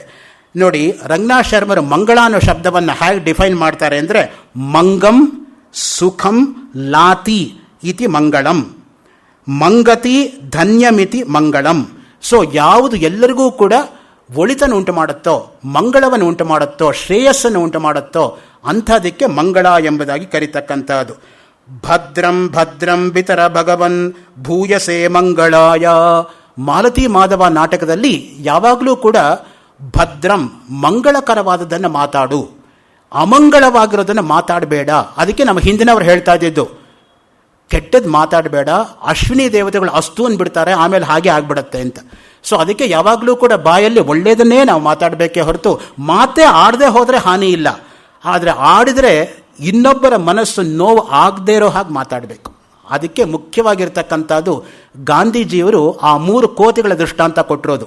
ಒಂದು ಕಣ್ಣು ಮುಚ್ಕೊಂಡಿದೆ, ಒಂದು ಕಿವಿ ಮುಚ್ಕೊಂಡಿದೆ, ಒಂದು ಬಾಯಿ ಮುಚ್ಕೊಂಡಿದೆ. ಕೆಟ್ಟದನ್ನು ನೋಡಲ್ಲ, ಕೆಟ್ಟದನ್ನು ಮಾತಾಡೋದಿಲ್ಲ, ಕೆಟ್ಟದನ್ನು ನೋಡೋದಿಲ್ಲ ಅಂತ. ಸೊ ಈ ದೃಷ್ಟಿಯಿಂದ ನಾವು ಪ್ರತಿಯೊಂದು ಕೇಳಿದ್ದು ಕೂಡ ಆ ಸಂಸ್ಕಾರ ಅನ್ನೋದು ಉಂಟಾಗತ್ತೆ. ಅದಕ್ಕೇನೆ ಮಹಾಭಾರತದಲ್ಲಿ ನೋಡಿ ಆ 2 ಗಿಳಿಗಳ ಕತೆ ಬಂದಿರೋದು, ರಾಮಶುಕ ಲಕ್ಷ್ಮಣ ಶುಕ. ಆ ರಾಮ ಅನ್ನೋ ಗಿಳಿ ಮರಿಯನ್ನು ಒಬ್ಬ ಸಾಧು ತೆಗೆದುಕೊಂಡೋಗಿ ಸಾಕ್ತಾನೆ. ಅದು ಯಾವಾಗಲೂ ಒಳ್ಳೆಯದನ್ನೇ ಕೇಳುತ್ತೆ. ಮನೆಯಲ್ಲಿ ಬನ್ನಿ, ಕೂತ್ಕೊಳ್ಳಿ, ವಿಶ್ರಾಂತಿ ತೆಗೆದುಕೊಳ್ಳಿ, ಊಟ ಮಾಡಿ, ಅದನ್ನೇ ಕೇಳಿ ಕೇಳಿ ಕೇಳಿ ಅದಕ್ಕೆ ಅದೇ ಅನುಭವ ಬರುತ್ತೆ. ಇನ್ನೊಂದು ಲಕ್ಷ್ಮಣ ಅನ್ನೋ ಗಿಳಿ ಮರಿಯನ್ನು ಒಬ್ಬ ಕಟುಕ ತೆಗೆದುಕೊಂಡೋಗಿ ಸಾಕ್ತಾನೆ. ಅದು ಬೆಳಿಗ್ಗೆಯಿಂದ ಏನು ಕೇಳುತ್ತೆ? ಹೊಡಿತೀನಿ, ಬಡಿತೀನಿ, ಕೊಲ್ತೀನಿ, ಚಚ್ತೀನಿ, ಅದೇ ಕೇಳುತ್ತೆ. ಅದೇ ಬಾಯಲ್ಲಿ ಅದೇ ಬರುತ್ತೆ ಕೇಳಿ ಕೇಳಿ. ಅದಕ್ಕೆ ನಾನು ಕೈ ಮುಗಿದು ಬೇಡ್ಕೊಳ್ಳೋದೇನು ಅಂದರೆ, 3 ರಿಂದ 12 ವರ್ಷ ಇರತಕ್ಕಂಥ ಮಕ್ಕಳ ಮುಂದೆ ತಂದೆ ತಾಯಿ ದಯವಿಟ್ಟು ಜಗಳ ಆಡಬೇಡಿ ಅಂತ. ಏಕೆಂದರೆ ಆ ಸಂಸ್ಕಾರ ಅನ್ನೋದು ಹೇಗೆ ಉಂಟಾಗತ್ತೆ ಅಂದರೆ, ಆ ವಯಸ್ಸಲ್ಲಿ ಕೇಳಿದ್ದು ಕೊನೆ ತನಕ ನೆನಪಿರುತ್ತೆ. ಆಮೇಲೆ ಓದಿದ್ದು ಮರ್ತೋಗುತ್ತೆ. ಆದರೆ ಬಾಲ್ಯದಲ್ಲಿ ಓದಿರ್ತಕ್ಕಂಥದ್ದು ಕೊನೆ ತನಕ ನೆನಪಿರುತ್ತೆ. ನಿಮಗೊಂದು ಉದಾಹರಣೆ ಕೊಡ್ತೀನಿ. ಎನ್ ಮೂರ್ತಿರಾಯರು ಶತಾಯುಷಿಗಳು. ಅವರ 100ನೇ ಹುಟ್ಟುಹಬ್ಬದ ದಿವಸ ಮಲ್ಲೇಶ್ವರದ 8ನೇ ಕ್ರಾಸ್ನ 3ನೇ ಮೇನ್ ರೋಡಿನ ಗಾಂಧಿ ಸಾಹಿತ್ಯ ಸಂಘದಲ್ಲಿ ಒಬ್ಬರು ಶ್ರೋತೃ ಪ್ರಶ್ನೆ ಕೇಳಿದರು. 8 ವರ್ಷದ ಕೆಳಗೆ ನಿಮ್ಮ ಜೀವನದಲ್ಲಿ ಏನು ಘಟನೆ ಆಯಿತು ಅಂತ. ಅಂದರೆ ಆವಾಗ ಅವರಿಗೆ 92 ಆಗಿದ್ದಾಗ. ಅವ್ರು ಹೇಳಿದರು, 8 ವರ್ಷದ ಕೆಳಗೆ ಏನಾಯಿತು ಕೇಳಬೇಡಿ, ಮರ್ತೋಗಿದೆ, 88 ವರ್ಷದ ಕೆಳಗೆ ಏನಾಯಿತು ಅಂತ ಕೇಳಿ ಹೇಳ್ತೀನಿ ಅಂತ ಹೇಳಿದರು. ಅದಕ್ಕೆ ಯಾವಾಗಲೂ ಕೂಡ ನಮ್ಮಲ್ಲಿ ತ್ರಿಕಾಂಡ ಅಮರಕೋಶ, ಶಬ್ದರೂಪಾವಳಿ, ಧಾತುರೂಪಾವಳಿ, ನೀತಿಶತಕ, ಭಗವದ್ಗೀತೆ 5ರಿಂದ 12 ತನಕ ಬಾಯ್ಪಾಠ ಮಾಡಿಸ್ತಾ ಇದ್ರು ಹಿಂದೆ. ಯಾಕಂದರೆ ಆ ಸಂಸ್ಕಾರ ಇದ್ಬಿಟ್ರೆ ಆಮೇಲೆ ಅವನು ಏನೇ ಓದಿದ್ರೂ ಕೂಡ ಬುಡ ಭದ್ರವಾಗಿರುತ್ತೆ. ಸೊ ಕೊಂಬೆಗಳು ಎಲ್ಲಿ ಹೋದ್ರೇನೋ ಬುಡ ಭದ್ರವಾಗಿರೋದ್ರಿಂದ. ಸೊ ಅದಕ್ಕೆ ಹೇಳೋದು, when the roots are firm let the shoots go anywhere and shoot anybody down ಅಂತ. ಸೊ ಬುಡ ಭದ್ರವಾಗಿರಬೇಕು. ಹಳೆ ಬೇರು ಹೊಸ ಚಿಗುರು ಕೂಡಿರಲು ಮರಸೊಬಗು. ಸೊ ಹಳೆ ಬೇರಿದ್ರೆ ತಾನೇ ಹೊಸ ಇದು ಚಿಗುರು ಬರೋದಕ್ಕೆ ಸಾಧ್ಯ. ಬೇರೆ ಬುಡ ಇಲ್ಲದೆ ಹೋದರೆ ಪ್ರಯೋಜನ ಏನಪ್ಪ? ಅದಕ್ಕೆ ಹೇಳ್ತಾರೆ ನೋಡಿ, ಭದ್ರಂ ಭದ್ರಂ ವಿತರ ಭಗವನ್ ಭೂಯಸೆ ಮಂಗಳಾಯ. ಯಾವಾಗಲೂ ಕೂಡ ಮಂಗಳಕರವಾಗಿರ್ತಕ್ಕಂಥದ್ದನ್ನೇ ಮಾತಾಡು ನೀನು. ಮಲ್ಲಿಕಾಯ ಸ್ಥಿತೋ ಗಂಧ ಮಂಗಲ್ಯ ಮಂಗಲಸ್ಯ ಚ. ವೈಜಯಂತಿ ಕೋಶ ಅಂತ ಒಂದು ಕೋಶ, ನಮ್ಮಲ್ಲಿ ಅನೇಕ ಕೋಶಗಳಿದೆ. ಏಕಾಕ್ಷರ ಕೋಶ, ಅನೇಕಾಕ್ಷರ ಕೋಶ, ವೈಜಯಂತಿ ಕೋಶ, ಅಮರಕೋಶ, ಹಲಾಯುಧ ಕೋಶ. ಈ ರೀತಿಯಾಗಿ ಈ ವಿದ್ಯಾ ಕಾಲೇಜಲ್ಲಿ ಒಬ್ಬರು ಸಮೃತ ಮೇಷ್ಟ್ರಿದ್ದಾರೆ, ರಾಮ್ ಪ್ರಸಾದ್ ಅಂತ. ಅವರ PhD ಥೀಸಿಸು ಕೋಶಗಳ ಮೇಲೆ ಅವರು ಮಾಡಿದ್ದಾರೆ. ಎಷ್ಟು ಕೋಶಗಳಿದೆಯೋ ಒಂದು ಕೋಶಕ್ಕೂ ಇನ್ನೊಂದು ಕೋಶಕ್ಕೂ ಏನು ವ್ಯತ್ಯಾಸ, ಈ ಕೋಶದಲ್ಲಿ ಇಲ್ಲದೆ ಇರೋದನ್ನು ಆ ಕೋಶದಲ್ಲಿ ಏನು ಹೇಳಿದ್ದಾರೆ, ಈ ರೀತಿಯಾಗಿ ಕೋಶದ ಬಗ್ಗೆನೇ ಅವರು PhD ಮಾಡಿ ಸಬ್ಮಿಟ್ ಮಾಡಿದ್ದಾರೆ. ತುಮಕೂರು ಯೂನಿವರ್ಸಿಟಿ. ಇನ್ನೂ ಡಿಗ್ರಿ ಅವಾರ್ಡ್ ಆಗಿಲ್ಲ ಅಂತ ಕಾಣುತ್ತೆ, ನೆನ್ನೆ ತನಕ ಆಗಿರಲಿಲ್ಲ, ಇವತ್ತಾಗಿದ್ದರೆ ಗೊತ್ತಿಲ್ಲ. ಮಲ್ಲಿಕಾಯ ಸ್ಥಿತೋ ಗಂಧ ಮಂಗಲ್ಯ ಮಂಗಲಸ್ಯ ಚ. ನೋಡಿ, ಮಲ್ಲಿಗೆ ಯಾವುದರಿಂದ ಇದಾಗುತ್ತೆ? ಸುವಾಸನೆ. ಆ ಸುವಾಸನೆ ಇದ್ದರೆ ನೋಡಿ ಎಲ್ಲರನ್ನೂ ಕೂಡ ತನ್ನ ಕಡೆ ಸೆಳ್ಕೊಳ್ಳುತ್ತೆ ಅದು ತನ್ನ ವಾಸನೆಯಿಂದ. ಅದಕ್ಕೆ ಕಾಳಿದಾಸ ಹೇಳ್ತಾನೆ, ವರ್ಣ ಪ್ರಕರ್ಷೇ ಸತಿ ಕರ್ಣಿಕಾರಂ ದುನೋತಿ ನಿರ್ಗಂಧತಯಾಸ್ಮ ಚೇತಃ ಪ್ರಾಯೇಣ ಸಾಮಗ್ರ ವಿಧೋ ಗುಣಾನಾಂ ಪರಾಂಗ್ಮುಖಿ ವಿಶ್ವಸೃಜ ಪ್ರವೃತ್ತಿ. ಕಣಿಗಲೆ ಒಳ್ಳೆ ಬಣ್ಣ ಇದ್ರೂ ಕೂಡ ಸುವಾಸನೆ ಇಲ್ಲದೆ ಇರೋದ್ರಿಂದ ತನ್ನ ಕಡೆ ಸೆಳ್ಕೊಳ್ಳೋಕ್ಕಾಗಲ್ಲ. ಇನ್ನು ಕೆಲವುದಕ್ಕೆ ಒಳ್ಳೆ ಸುವಾಸನೆಯಿಂದನೇ ಬಣ್ಣ ಇಲ್ಲದೆ ಹೋದರೂ ಕೂಡ ತನ್ನ ಕಡೆ ಸೆಳ್ಕೊಂಡ್ಬಿಡುತ್ತೆ ಅನ್ನೋ ದೃಷ್ಟಿಯಿಂದ. ಜನಕಾನಾಂ ರಘುಗುಣಾಂಚ ಯತ್ಕೃತ್ಸ್ನಂ ಗೋತ್ರ ಮಂಗಲಂ. ಉತ್ತರ ರಾಮಚರಿತದಲ್ಲಿ ಭವಭೂತಿ ಹೇಳ್ತಾರೆ, 6ನೇ ಮುಖ್ಯವಾಗಿರ್ತಕ್ಕಂಥ ಅಂಕ 42ನೇ ಶ್ಲೋಕದಲ್ಲಿ, ಜನಕಾನಾಂ ರಘುಗುಣಾಂಚ ಯತ್ಕೃತ್ಸ್ನಂ ಗೋತ್ರ ಮಂಗಲಂ. ನೋಡಿ, ನಮ್ಮಲ್ಲಿ ಗೋತ್ರವನ್ನು ಹೇಳಿ ಪ್ರವರ ಹೇಳ್ತಕ್ಕಂತಹ ಪದ್ಧತಿ ಇರತಕ್ಕಂಥದ್ದು ಪಾರಂಪರಿಕವಾಗಿ. ಹಿಂದೆ ಮಕ್ಕಳಿಗೆ ಉಪನೀತರಾದಾಗ ಆ ಮಗು ಸಂಧ್ಯಾವನ್ನೇ ಮಾಡ್ತಾನೋ ಇಲ್ವೋ ಅಂತ ಪ್ರಶ್ನೆ ಮಾಡ್ತಾ ಇರಲಿಲ್ಲ ದೊಡ್ಡವರು. ಎಲ್ಲಿ ಮಗು ಪ್ರವರ ಹೇಳು ಅನ್ನೋರು. ಆ ಮಗು ಬೆಬ್ಬೆ ಅಂದರೆ ಸಂಧ್ಯಾವನ್ನೇ ಬಿಟ್ಟಿದ್ದಾನೆ ಅಂತ ಅರ್ಥ. ಎಷ್ಟು ನೀಟಾಗಿ ಟೆಸ್ಟ್ ಮಾಡ್ತಾ ಇದ್ರು ಅಂತ ಹೇಳಿದ್ರೆ, ನಮ್ಮ ಥರ ಕ್ರೂಡಾಗಿ ಒರಟೊರಟಾಗಿ ಅವ್ರು ಮಾತೇ ಆಡ್ತಾ ಇರಲಿಲ್ಲ. ಅಷ್ಟು ನೈಸಾಗಿ ಕೇಳಿ ಎಲ್ಲ ಇತ್ಯರ್ಥ ಮಾಡ್ಕೊಂಡ್ಬಿಡೋರು. ಮೂರ್ತರಾಯರು ಹಾಗೇನೆ ಅಂತ ನಮ್ಮ ತಂದೆಯವರು ಕೇಳಿರೋದನ್ನು ನಾನು ಹೇಳ್ತಾ ಇದ್ದೀನಿ. 2 ಗಂಟೆ 3 ಗಂಟೆ ಕ್ಲಾಸಲ್ಲಿ 3:45 ಒಂದಿನ ಅವ್ರ ಕ್ಲಾಸ್ ಬಿಡಲಿಲ್ವಂತೆ. ಸೆಂಟ್ರಲ್ ಕಾಲೇಜಲ್ಲಿ ಆವಾಗ ಎದುರುಗಡೆ ಇದ್ದಿದ್ದು ಜೈಲು. ಈಗ ಪಾರಪ್ಪನ ಅಗ್ರಹಾರ ಕೊಟ್ಟೋಗಿದೆ ಅಂತ ಇಟ್ಕೊಳ್ಳಿ, ಆಗ ಜೈಲಿತ್ತು. ಅವ್ರು ಹೇಳಿದ್ರಂತೆ, you should be on the other side of the wall ಅಂತ. You are unfit to be my student ಅನ್ನೋದು ನೋಡಿ, you should be on the other side of the wall ಅಂತ ಹೇಳಿದ್ರಂತೆ ನಯವಾಗಿ. ಸೊ ಹಾಗೆ ಹೇಳೋದ್ರಲ್ಲೂ ಕೂಡ ಒಂದು ಎಲಿಗೆನ್ಸ್ ನೋಡಿ, ಅದು ದಟ್ ಇಸ್ ರಿಯಲ್ ಸ್ಕಾಲರ್ಶಿಪ್. ಸಂಘ ಸತಾಂ ಕಿಮುನ ಮಂಗಳ ಮಾತನೋತಿ. ಸೊ ಸತ್ಪುರುಷರ ಒಂದು ಸಾಂಗತ್ಯ ಅನ್ನೋದು ತಾನೇ ತಾನಾಗಿ ಮಂಗಳವನ್ನು ಉಂಟು ಮಾಡುತ್ತೆ ಅಂತ ಒಂದು ಮಾತು ಸ್ಪಷ್ಟವಾಗಿ ಹೇಳ್ತಾರೆ. ಈ ದೃಷ್ಟಿಯಿಂದನೇ ಯಾವಾಗಲೂ ಕೂಡ ಈ ಮಂಗಳ ಹೇಗೆ ಬರುತ್ತೆ ನೋಡಿ, ರಾಮಾಯಣದಲ್ಲಿ ಶ್ರೀರಾಮ ಅಂದರೆ ಮಂಗಳ ಸ್ವರೂಪ ಅಂತಾನೆ ನಮ್ಮಲ್ಲಿರ್ತಕ್ಕಂಥದ್ದು. ಎಷ್ಟು ಶ್ಲೋಕಗಳಿಲ್ಲ ಅದರಲ್ಲಿ. ಮಂಗಲಂ ಕೋಸಲೇಂದ್ರಾಯ ಮಹನೀಯ ಗುಣಾತ್ಮನೆ ಚಕ್ರವರ್ತಿ ತನೂಜಾಯ ಸಾರ್ವಭೌಮಾಯ ಮಂಗಲಂ ಯನ್ಮಂಗಲಂ ಸುಪರ್ಣಸ್ಯ ವಿನತಾ ಕಲ್ಪಯತ್ಪುರ ಅಮೃತಂ ಪಾರ್ಥರೂಪಾಯ ತತ್ತೇ ಭವತು ಮಂಗಲಂ ಅಮೃತೋತ್ಪಾದನೆ ದೈತ್ಯಾನ್ ಹನತೋ ವಜ್ರಧರಸ್ಯ ತತ್ ಆದಿತಿರ್ಮಂಗಲಂ ಪ್ರಾದಾತ್ ತತ್ತೇ ಭವತು ಮಂಗಲಂ ತ್ರೀನ್ ವಿಕ್ರಮಾನ್ ಪ್ರಕ್ರಮತೋ ವಿಷ್ಣೋ ಅಮಿತ ತೇಜಸಃ ಯದಾಸೀನ್ ಮಂಗಲಂ ರಾಮ ತತ್ತೇ ಭವತು ಮಂಗಲಂ ಋತವಸ್ಸಾಗರ ದ್ವೀಪ ವೇದಾ ಲೋಕಾಶ್ಚ ದಿಶಸ್ಪತೆ ಮಂಗಲಾನಿ ಮಹಾಬಾಹೋ ವಿಶಂತು ತವ ಸರ್ವದಾ. ಈ ರೀತಿಯಾಗಿ ಮಂಗಳ ಅಂದರೆ ರಾಮ ಅನ್ನೋಷ್ಟು ಮಟ್ಟಿಗೆ ಪರ್ಯಾಯವಾಗಿ ಬಳಸ್ತಾರೆ. ವಿಶ್ವಾಮಿತ್ರಾಂತರಂಗಾಯ ಮಿಥಿಲಾ ನಗರೀಪತೆ ಭಾಗ್ಯಾನಾಂ ಪರಿಪಾಕಾಯ ಭವ್ಯರೂಪಾಯ ಮಂಗಲಂ. DVG ಅವರ ಶ್ಲೋಕ. ಶ್ರೀರಾಮನ ಬಗ್ಗೆ DVG ಅವರು, ರಂಗನಾಥ್ ಶರ್ಮರು ಬಾಲಕಾಂಡ ಅನುವಾದ ಮಾಡೋಕ್ಕೆ ಮುಂಚೆ ಮುನ್ನುಡಿನಲ್ಲಿ DVG ಹೇಳಿರ್ತಕ್ಕಂಥ ಮಾತು. ವಿಶ್ವಾಮಿತ್ರಾಂತರಂಗಾಯ ಮಿಥಿಲಾ ನಗರೀಪತೆ ಭಾಗ್ಯಾನಾಂ ಪರಿಪಾಕಾಯ ಭವ್ಯರೂಪಾಯ ಮಂಗಲಂ.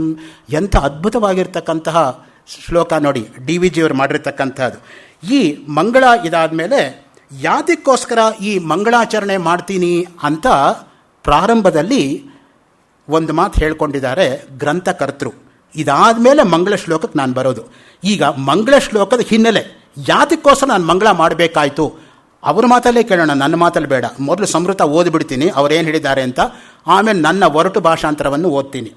ಅಥ ಜಗದಿದಂ ಅನಾದಿ ಮಹಾಮೋಹ ನಿಶಾ ಸುಪ್ತಂ ಅನವರತ ದುಃಖ ಭ್ರಮ ಪರಂಪರಾ ಕಲ್ಪಿತೆ ಜನ್ಮ ಜರಾಮಯ ಮರಣ ಹರ್ಷ ಅಮರ್ಷ ಶೋಕಾದಿ ಅನರ್ಥ ಸಹಸ್ರ ಸಂಕಟ ಸಂಕುಲೆ ಗ್ರಹ ಅತಿಗ್ರಹ ವ್ಯಾಘ್ರ ಭೀಷಣೆ ತಾಪತ್ರಿತಯ ದಾವಾನಲ ಜ್ವಾಲಮಾಲಾಕುಲೆ ಷಡೂರ್ಮಿಜಾಲೆ ಅರಿಷಡ್ವರ್ಗ ವ್ಯಾಧ ಬದ್ಯಮಾನ ಪ್ರಾಣಿನಿಕಾಯೆ ಸಂಸಾರ ಮಹಾರಣ್ಯೆ ಮೋಮುಹ್ಯಮಾನಂ ವಿವೇಕಾಂದಂ ಪ್ರಬೋಧೋಪಾಯ ದೌರ್ಬಲ್ಯಾತ್ ವಿಷೀಯನ್ ಸಮುದ್ವೀಕ್ಷ್ಯ ಶಾಸ್ತ್ರಭಾನೋದಯೇನ ತತ್ ಪ್ರಬೋಧನಾಯ ಭಗವತಃ ಪದ್ಮಜನ್ಮನಃ ಶಾಸನಾತ್ ಸ್ವತಶ್ಚ ಪ್ರವರ್ತಮಾನಃ ಪರಮಕಾರುಣಿಕಃ ಭಗವಾನ್ ವಾಲ್ಮೀಕಿಃ ಪ್ರಾರಿಪ್ಸಿತಸ್ಯ ಮಹತಃ ಶಾಸ್ತ್ರಸ್ಯ ನಿರ್ವಿಘ್ನ ಪರಿಸಮಾಪ್ತಿ ಪ್ರತ್ಯಗಮನಾದಿ ಸಿದ್ಧಯೇ ವಕ್ಷಮಾಣ ಶ್ರುತಿ ಸ್ಮೃತಿ ಸದಾಚಾರ ಪ್ರಾಪಿತಂ ಸರ್ವವಿಘ್ನ ಮೂಲೋಚ್ಛೇದ ದಕ್ಷಂ ಸಚ್ಚಿದಾನಂದ ಅದ್ವಯ ಪರಂಪರಾ ಪರಬ್ರಹ್ಮ ಪ್ರಜಾತಿ ಲಕ್ಷಣಂ ಮಂಗಲಂ ಆಚರನ್ ಶಾಸ್ತ್ರಸ್ಯ ವಿಷಯ ಪ್ರಯೋಜನೆ ತಟಸ್ಥ ಸ್ವರೂಪ ಲಕ್ಷಣಾಭ್ಯಾಂ ಸಂಕ್ಷಿಪ್ಯ ದಿದರ್ಶಯಿಷು ಪ್ರಥಮಂ ಯತೋ ವಾ ಇಮಾನಿ ಭೂತಾನಿ ಜಾಯಂತೆ ಯೇನ ಜಾತಾನಿ ಜೀವಂತಿ ಯತ್ಪ್ರಯಂತೆ ವಿಸಂವಿಶಂತಿ ತದ್ವಿಜಿಜ್ಞಾಸಸ್ವ ತದ್ಬ್ರಹ್ಮೇತಿ ಶುದ್ಯುಕ್ತ ತಟಸ್ಥ ಲಕ್ಷಣ ಸಿದ್ಧ ಸದದ್ವಯ ಸ್ವಭಾವಂ ತತ್ಪರ್ಯಾರ್ಥಂ ನಮಸ್ಯತಿ. ಒಂದು ವಾಕ್ಯ ಇದು. ಯಾತಕ್ಕೋಸ್ಕರ ನಾನು ಮಂಗಳ ಮಾಡ್ತಾ ಇದ್ದೀನಿ, ಮಂಗಳ ಮಾಡೋದಕ್ಕೆ ಏನು ಪ್ರಯೋಜನ ಅನ್ನೋದನ್ನು ಒಂದು ವಾಕ್ಯದಲ್ಲಿ ಸ್ಪಷ್ಟವಾಗಿ ಹೇಳಿಬಿಟ್ಟಿದ್ದಾರೆ ನೋಡಿ. ಇದು ನನ್ನ ಒಂದು ಭಾಷಾಂತರ ಓದ್ತಾ ಇದ್ದೀನಿ. ಅನಂತರ ಅನಾದಿಯು, ನಮಗೆ ಗೊತ್ತಿಲ್ಲ ಪ್ರಪಂಚ ಯಾವಾಗ ಶುರುವಾಯಿತು ಅಂತ, ಯಾವಾಗ ಕೊನೆ ಆಗುತ್ತೋ ಅಂತಲೂ ಗೊತ್ತಿಲ್ಲ. ಅದಕ್ಕೆ ಹೇಳ್ತಾ ನೋಡಿ, 6 ನಮ್ಮಲ್ಲಿ ಅನಾದಿಗಳು. ಜೀವ ಈಶಃ ವಿಶುದ್ಧಾಚಿತ್ ಜೀವೇಶಯೋರ್ಬಿದ ಅವಿದ್ಯಾ ತಚ್ಚಿತೋರ್ಯೋಗ ಷಡಸ್ಮಾಕಂ ಅನಾದಯ. ದೃಗ್ದೃಶ್ಯ ವಿವೇಕದಲ್ಲಿ ಶಂಕರಾಚಾರ್ಯ ಹೇಳಿರೋ ಮಾತಿದು. ಈ 6 ಕೂಡ ಅನಾದಿಗಳು ಅನ್ನೋ ದೃಷ್ಟಿಯಿಂದ. ಜೀವ, ಮೊದಲನೇ ಜೀವ ಯಾವಾಗ ಹುಟ್ಟಿತೋ ಗೊತ್ತಿಲ್ಲ. ಈಶ್ವರ ಯಾವಾಗಿಂದ ಇದ್ದಾನೆ, ಯಾವಾಗಿಂದನೂ ಇದ್ದಾನೆ, ನಮಗೆ ಗೊತ್ತಿಲ್ಲ ಈಶ್ವರ ಯಾವಾಗ ಬಂದ ಅಂತ. ಚೈತನ್ಯ ಯಾವಾಗಿಂದ ಇದೆ, ಚೈತನ್ಯವೂ ಆವಾಗಲಿಂದನೂ ಇದೆ. ಜೀವ ಮತ್ತು ಈಶ್ವರರ ಭೇದ ಯಾವಾಗಿಂದ ಇದೆ, ಅದು ಆವಾಗಿಂದನೇ ಇದೆ. ಅವಿದ್ಯೆ ಯಾವಾಗಿಂದ ಇದೆ, ಅದು ಅನಾದಿಯಾಗಿದೆ. ಅವಿದ್ಯೆಗೂ ಮತ್ತು ವಿದ್ಯೆಗೂ ಇರತಕ್ಕಂಥ ಭೇದ ಯಾವುದು, ಅದು ಅನಾದಿಯಾಗಿದೆ. ಈ ಎಲ್ಲವೂ ಕೂಡ ಅನಾದಿಗಳು ಅಂತ ನಮ್ಮಲ್ಲಿರೋದು. ಆದಿಯನ್ನು ಹೇಳಕ್ಕೆ ಬಾರದೇ ಇರೋದು ಯಾವುದು, ಅದೇ ಅನಾದಿ. ಮಹಾಮೋಹ ಎಂಬ ಕತ್ತಲೆಯಲ್ಲಿ, ಯಾವುದು ಬೇರೆ ಕತ್ತಲೆ ಅಲ್ಲ, ಈ ಹೊರಗಡೆ ಕಾಣ್ತಾ ಇರತಕ್ಕಂಥ ಈ ಕತ್ತಲೆ ಅಲ್ಲ, ಮೋಹ ಅನ್ನೋದೇ ಕತ್ತಲೆ. ಸೊ ಈ ಮೋಹ ಎಂಬತಕ್ಕಂಥ ಕತ್ತಲೆಯಿಂದ ನಾವು ಆಚೆ ಬರಬೇಕು. ಆ ದೃಷ್ಟಿಯಿಂದ ಮಹಾಮೋಹ, ಇದು ಬರೀ ಮೋಹ ಕೂಡ ಅಲ್ಲ, ಮಹಾಮೋಹ ಎಂಬ ಕತ್ತಲೆಯಲ್ಲಿ ಅನವರತವಾಗಿ ಎಡೆಬಿಡದೆ ಜಗತ್ತಿನಲ್ಲಿ ನಿದ್ರಿಸುತ್ತಾ. ನೋಡಿ, ನಾವೆಲ್ಲರೂ ಕೂಡ ಅಜ್ಞಾನ ಸ್ಥಿತಿಯಲ್ಲಿದ್ದರೆ ನಿದ್ರೆ ಅಂತ ಅರ್ಥ ವೇದಾಂತದ ಪ್ರಕಾರ. ನಿದ್ರೆ ನಾವು ಮಲ್ಕೊಂಡು ನಿದ್ದೆ ಮಾಡೋವಾಗಿರ್ತಕ್ಕಂಥ ನಿದ್ರೆ ಅಲ್ಲ. ವೇದಾಂತ ಪರವಾಗಿ ಈಗ ನಾವು ಎಚ್ಚೆತ್ತಿದ್ರೂ ಇದು ನಿದ್ದೆನೆ. ಯಾಕೆಂದರೆ ನಮಗೆ ಆ ಜ್ಞಾನ ಆವಿರ್ಭಾವ ಆಗದೇ ಇರೋದರಿಂದ ನಾವೆಲ್ಲ ನಿದ್ದೆಯಲ್ಲಿ ಇದ್ದೀವಿ ಅಂತಲೇ ಅರ್ಥ. ಅಫ್ಕೋರ್ಸ್ ನಿದ್ದೆಯಲ್ಲಿ ಮಾತಾಡೋದುಂಟು, ನಿದ್ದೆಯಲ್ಲಿ ನಡೆಯೋದುಂಟು, ಮಾತಾಡ್ಕೊಂಡು ನಡೆಯೋದುಂಟು, ಎಲ್ಲ ಆಗುತ್ತೆ ನಿದ್ದೆನಲ್ಲಿ. ಏನೆಲ್ಲ ಆಗುತ್ತೆ ನೋಡಿ. ಬೆಳಿಗ್ಗೆ ಎದ್ಮೇಲೆ ನಾನು ಹಾಗೆ ಮಾಡಲೇ ಇಲ್ಲ ಅಂತ ಸಾಧನೆ ಮಾಡೋದು ಉಂಟು. So sleep walking, sleep talking, walking come talking ಎಲ್ಲ ನಡೀತಾ ಇರುತ್ತೆ ನಿದ್ದೆನಲ್ಲೇ. ಆದರೆ ಬೆಳಿಗ್ಗೆ ಆದಮೇಲೆ ಯಾವುದೂ ಇಲ್ಲ. ಸ್ವಪ್ನೆ ಇಂದ್ರಜಾಲವತ್ ಪಶ್ಯ ದಿನಾನಿ ತ್ರೀಣಿ ಪಂಚವೈ. ಅದಕ್ಕೆ ಅಷ್ಟಾವಕ್ರ ಮುನಿಗಳು ಹೇಳೋದು, ಇಂದ್ರಜಾಲ ಮ್ಯಾಜಿಕ್ ಶೋ ಮಾಡೋವಾಗ ಟೌನ್ ಹಾಲಲ್ಲಿ PC ಸರ್ಕಾರ ಮಾಡೋ ಮ್ಯಾಜಿಕ್ ನೀವೆಲ್ಲ ನೋಡಿರ್ತೀರ. ಈ ಥರ ಟೇಬಲ್ ಮೇಲೆ ಒಂದು ಮಗುನ ಮಲಗಿಸ್ತಾನೆ. ಟೇಬಲಲ್ಲಿ ಆ ಮಗುನ ಕತ್ತರಿಸ್ದಂಗೆ ನಮಗೆ ಕಾಣುತ್ತೆ. ಮ್ಯಾಜಿಕ್ ಶೋ ಮುಗಿದೋದ್ಮೇಲೆ ಆ ಮಗು ಎದ್ದು ನಿಂತ್ಕೊಂಡ್ಮೇಲೆ ಓಹೋ ಇದೆಲ್ಲ ಸುಳ್ಳು ಅಂತ ಗೊತ್ತಾಗುತ್ತೆ. ಆದರೆ ನೋಡ್ತಾ ಇರೋ ತನಕ ಸತ್ಯವೇ ತಾನೆ. ಹಾಗೇನೇ ರಾಧಾಕೃಷ್ಣನ್ ಅದಕ್ಕೆ ಬರೆಯೋದು history of Indian philosophy volume 2ನಲ್ಲಿ, 2 people can sleep in the same bed but they cannot get the same dream at the same time. ಇಬ್ಬರು ಒಂದೇ ಹಾಸಿಗೆಯಲ್ಲಿ ಮಲ್ಕೋಬಹುದು, ಒಬ್ಬರು ಪಕ್ಕ ಒಬ್ಬರು, ಇಬ್ಬರಿಗೂ ಏಕಕಾಲದಲ್ಲಿ ಒಂದೇ ಸ್ವಪ್ನ ಬೀಳಲ್ಲ ಅಂತ. ಅವ್ರ ಸ್ವಪ್ನವೇ ಬೇರೆ, ಇವ್ರ ಸ್ವಪ್ನವೇ ಬೇರೆ. ಅದಕ್ಕೆ ಸ್ವಪ್ನ ಎಂಬತಕ್ಕಂಥದ್ದು ಯಾವತ್ತೂ ಕೂಡ ಶಾಶ್ವತವಲ್ಲ. ಸ್ವಪ್ನ ಅನ್ನೋದು ಇಂದ್ರಜಾಲ ತರಹ. World is nothing but phantasmagoria, don't ever trust it. ಇದು ರಾಧಾಕೃಷ್ಣನ್ ಬರೀತಕ್ಕಂಥ ಮಾತು. World is a fantasy. ವಿಶ್ವಂ ದರ್ಪಣ ದೃಶ್ಯಮಾನ ನಗರಿ. ಅದರಿಂದಾನೇ ಅದು ದೃಕ್ಕಲ್ಲ, ಅದು ದೃಶ್ಯ.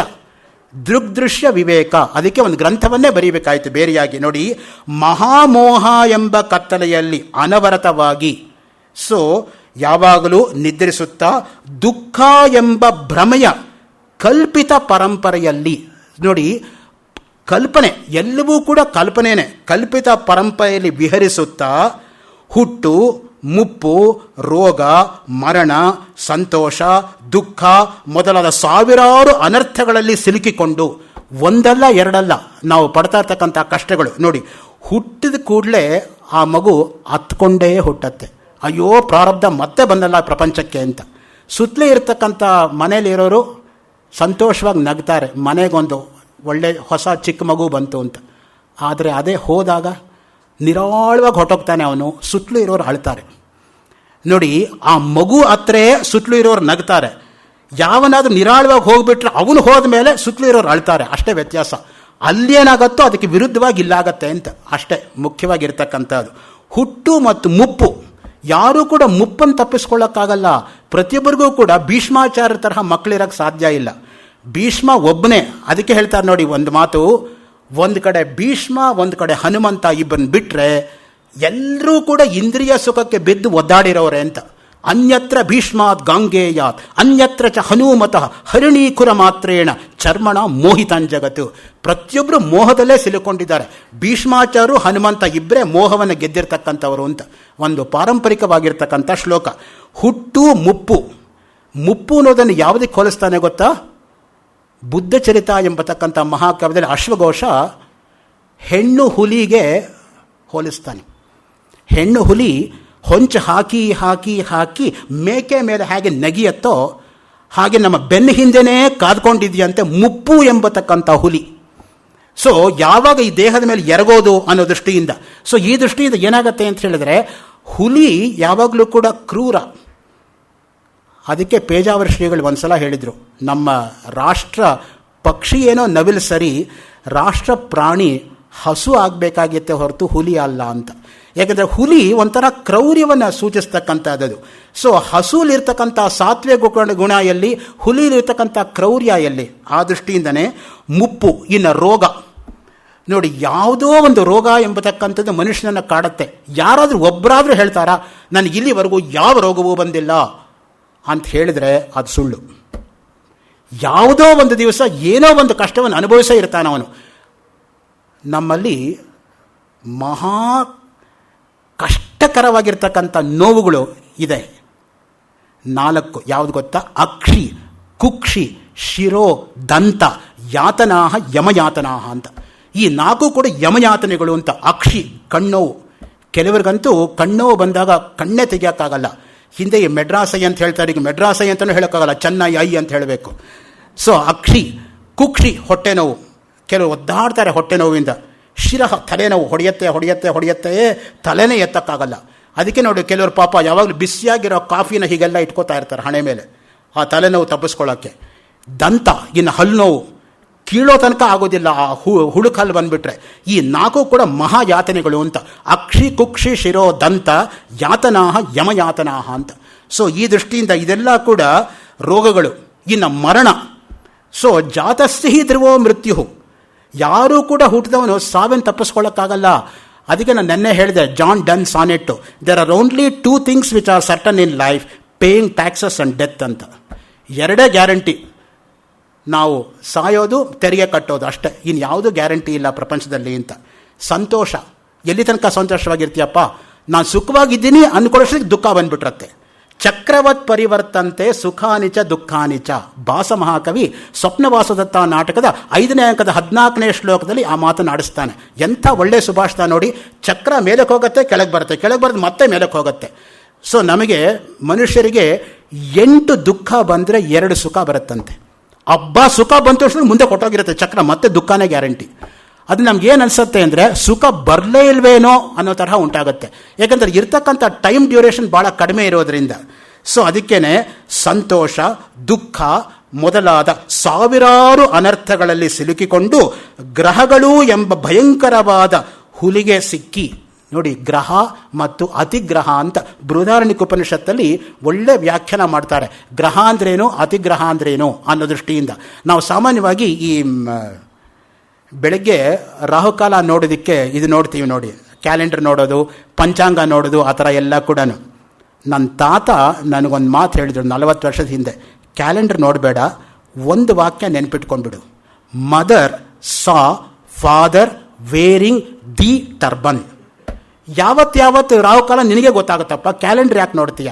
Mother Monday 7:30 to 9, saw Saturday 9 to 10:30, father Friday 10:30 to 12, varying Wednesday, ಮುಂದಕ್ಕೆ ಹೋಗಿ ಹಾಗೆ ದಿ, ಆಮೇಲೆ ಟರ್ಬನ್ TU 3 to 4, ಉಳಿದಿದ್ದು ಯಾವುದು 4 to 6 ಭಾನುವಾರ ಅಷ್ಟೇ. Mother saw father varying the turban ಒಂದು ವಾಕ್ಯ ಇಟ್ಕೊಂಡ್ರೆ ಯಾವತ್ತು ಯಾವ ರಾಹುಕಾಲ ಅಂತ ಗೊತ್ತಾಗತ್ತೆ ಅನ್ನೋ ದೃಷ್ಟಿಯಿಂದ.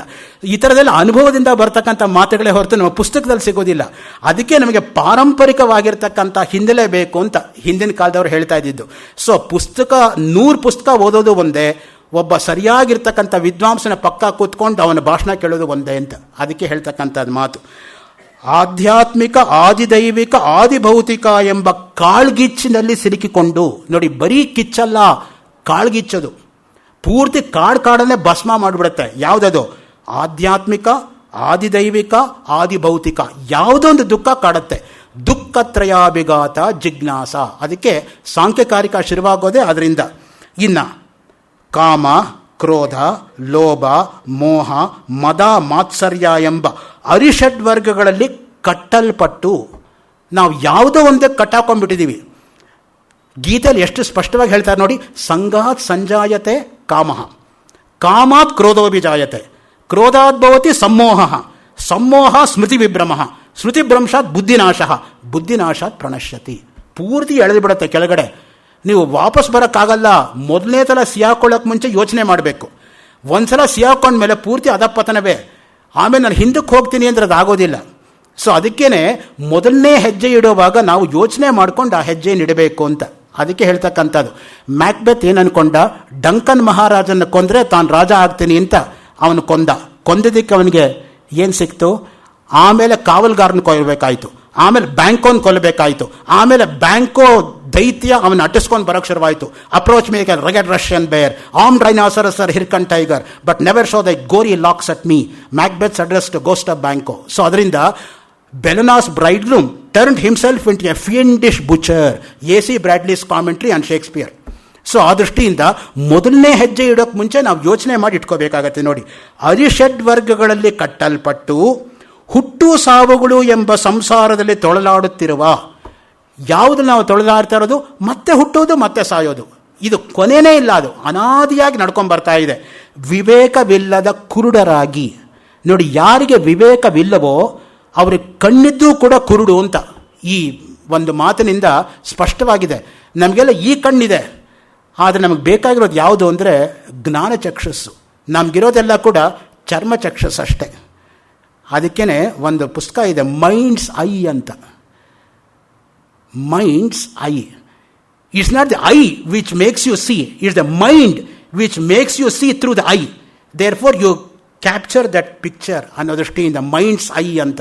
ಸೊ ಹೀಗೆ ಮನಸ್ಸೇ ಮುಖ್ಯ. ನಾವೆಲ್ಲ ನೋಡೋದಕ್ಕೂ ಕೂಡ ಕಿಂಜ್ಯೋತಿಸ್ತವ ಭಾನುಮಾನ ಹನಿಮೆ ರಾತ್ರೌ ಪ್ರದೀಪಾದಿಕಂ, ಏಕಶ್ಲೋಕಿ ಶ್ಲೋಕ ಅಂತ. ನೀನು ಯಾವುದರಿಂದ ಕಾಣ್ತಾ ಇದೆಯಪ್ಪ ಬೆಳಕನ್ನು? ಕಣ್ಣಿಂದ ನೋಡ್ತಾ ಇದೆಯಾ. ಕಣ್ಣು ಮಂಜಾದಾಗ ಯಾವುದರಿಂದ ನೋಡ್ತೀಯಾ? ಮನಸ್ಸಿಂದ ನೋಡ್ತೀಯಾ. ಮನಸ್ಸಿಗೂ ಮುಖ್ಯ ಕಾರಣ ಯಾವುದಪ್ಪ?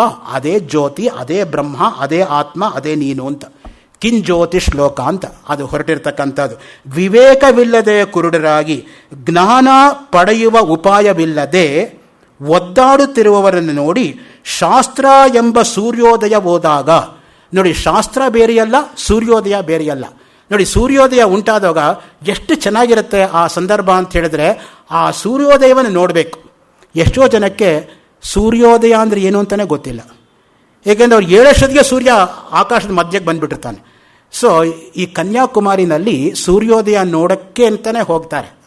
ಅಲ್ಲಿ ಒಂದು ಒಳ್ಳೆ ಜಾಗ ಇದೆ.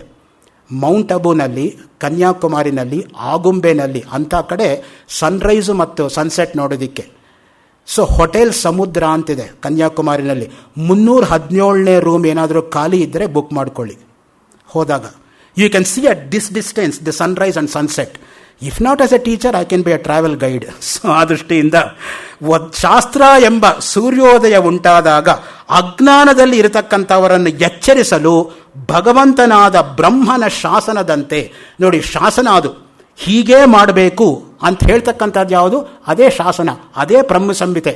ಅದಕ್ಕೆ ಹೇಳ್ತಕ್ಕಂಥದ್ದು ತೈತ್ರಿಯ ಉಪನಿಷತ್ತಲ್ಲಿ ವೇದ ಮನುಚ್ಯಾಚಾರ್ಯೋಂತೆ ವಾಸಿನ ಮನುಷಾಸ್ತಿ ಸತ್ಯಂ ವದ ಧರ್ಮಂಚರ ಮಾತೃದೇವೋ ಭವ ಪಿತೃದೇವೋ ಭವ ಆಚಾರ್ಯ ದೇವೋ ಭವ ಅತಿಥಿ ದೇವೋ ಭವ ಯಾನ್ಯನವದ್ಯಾನಿ ಕರ್ಮಾಣಿ ತಾನಿ ಸೇವಿತವ್ಯಾನಿ ನೋ ಇತರಾಣಿ.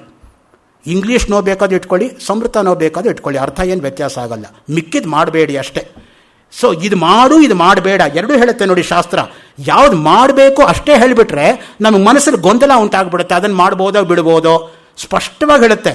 ಅಹರಹ ಸಂಧ್ಯಾಮುಪಾಸೀತ ಯಾವಜ್ಜೀವಂ ಅಗ್ನಿಹೋತ್ರಂ ಜುಹುಯಾತ್. ಇನ್ನೊಂದು ಕಡೆ ಹೇಳುತ್ತೆ ನ ಕಲಂಜಂ ಭಕ್ಷಯೇತ್ ನ ಸುರಾಂ ಪಿಬೇತ್. ಇದು ಹೇಳುತ್ತೆ, ಅದು ಹೇಳುತ್ತೆ. ಇದು ಮಾಡು, ಅದು ಮಾಡಬೇಡ. ಇದು ವಿಹಿತ ಕರ್ಮ, ಅದು ನಿಷಿದ್ಧ ಕರ್ಮ. ಸೊ ಆ ದೃಷ್ಟಿಯಿಂದನೇ ಅದನ್ನು ಚೆನ್ನಾಗಿ ಅರ್ಥ ಮಾಡ್ಕೋಬೇಕು ಅನ್ನೋ ದೃಷ್ಟಿಯಿಂದ ಬ್ರಹ್ಮನ ಶಾಸನದಂತೆ ಅತ್ಯಂತ ಕರುಣಾಮೂರ್ತಿಯಾದ ವಾಲ್ಮೀಕಿಯು, ಎಂತಹ ಕರುಣೆ ಅಂತ ಹೇಳಿದರೆ, ಆ ಕರುಣೆ ಇಲ್ಲದೆ ಹೋದರೆ ಮನುಷ್ಯನಿಗೆ ಏನಿದ್ದೇನು ಪ್ರಯೋಜನ? ಮುಖ್ಯವಾಗಿ ಆ ಪ್ರಜಾಹಿತ, ಪ್ರಜಾ ಕರುಣೆ ಯಾವ ರೀತಿಯಾಗಿರಬೇಕೋ ಅದೇ ರೀತಿ ವೈದ್ಯರಾಗಿರೋವರಿಗೆ ರೋಗಿಗಳ ಬಗ್ಗೆ ಕರುಣೆ ಇರಬೇಕು ಅನ್ನೋದನ್ನು ನಾನು ರಾಮು ಅವರು ಇವತ್ತು ಮಾತಾಡ್ತಾ ಇದ್ವಿ ಈ ಪ್ರವಚನ ಶುರುವಾಗಕ್ಕೆ ಮುಂಚೆ. ಅದನ್ನು ಸ್ಮರಿಸ್ಕೋತಾ ಇದ್ದೀನಿ. ಯಾಕೆ ಅಂತ ಹೇಳಿದ್ರೆ, ನಾವು ಯಾವಾಗಲೂ ಕೂಡ ಆ ಕರುಣೆ ಅನ್ನೋದು ವೈದ್ಯನಿಗಿಲ್ಲದೆ ಕೇವಲ ಕಮರ್ಷಿಯಲ್ ಆಗಿಬಿಟ್ಟಿರೋದ್ರಿಂದನೇ ನಮ್ಮಲ್ಲಿ ಆ ಸುಭಾಷಿತ ಬಂದಿರೋದು. ವೈದ್ಯರಾಜ ನಮಸ್ತುಭ್ಯಂ ಯಮರಾಜ ಸಹೋದರ ಯಮಸ್ತು ಹರತಿ ಪ್ರಾಣಾನ್ ವೈದ್ಯ ಪ್ರಾಣಾನ್ ಧನಾನಿಚ ಅಂತ. ಸೊ ಅವನು ಯಾರು? ಯಮನ ಸಹೋದರ ಅವನು, ವೈದ್ಯ. ಯಮ ಬರೀ ಪ್ರಾಣ ಕಿತ್ಕೊಂಡು ಹೋದರೆ ವೈದ್ಯ ಪ್ರಾಣ ಜೊತೆ ದುಡ್ಡು ಹೊಡ್ಕೊಂಡು ಹೋಗ್ತಾನೆ. ಆದ್ದರಿಂದ ಇವನು ಯಮನಿಗಿಂತ ಜಾಸ್ತಿ ಡೇಂಜರಸ್ಸು ಅಂತ. ನೀಲಕಂಠ ದೀಕ್ಷಿತ ಒಂದು ಕಡೆ ಹೇಳ್ತಾನೆ, ಅಲ್ಲ ರೀ, ನಮ್ಮ ಹಳ್ಳಿನಲ್ಲಿ ನಾನು ನನ್ನ ತಮ್ಮ ಇಬ್ಬರೇ ವೈದ್ಯರು, ನಾವು ಇಬ್ಬರೂ ಹಳ್ಳಿಲಿ ಇಲ್ಲದೇ ಇರೋವಾಗ ಅವನು ಹೆಂಗೆ ಸತ್ತ ಅಂತ, ನಮ್ಮ ಔಷಧಿನೇ ತೆಗೆದುಕೊಳ್ಳದೆ ಅವನು ಹೆಂಗೆ ಸಾಯಕ್ಕೆ ಸಾಧ್ಯ ಅಂತ. ಹೀಗೆ ಒಂದು ಕಡೆ ಬರುತ್ತೆ ಒಂದು ಮಾತು, ಯಾರು ಒಂದು ಮಾತೋಗಿದೆ context, doctor please prescribe your medicine only to your enemies never to your friends ಅಂತ.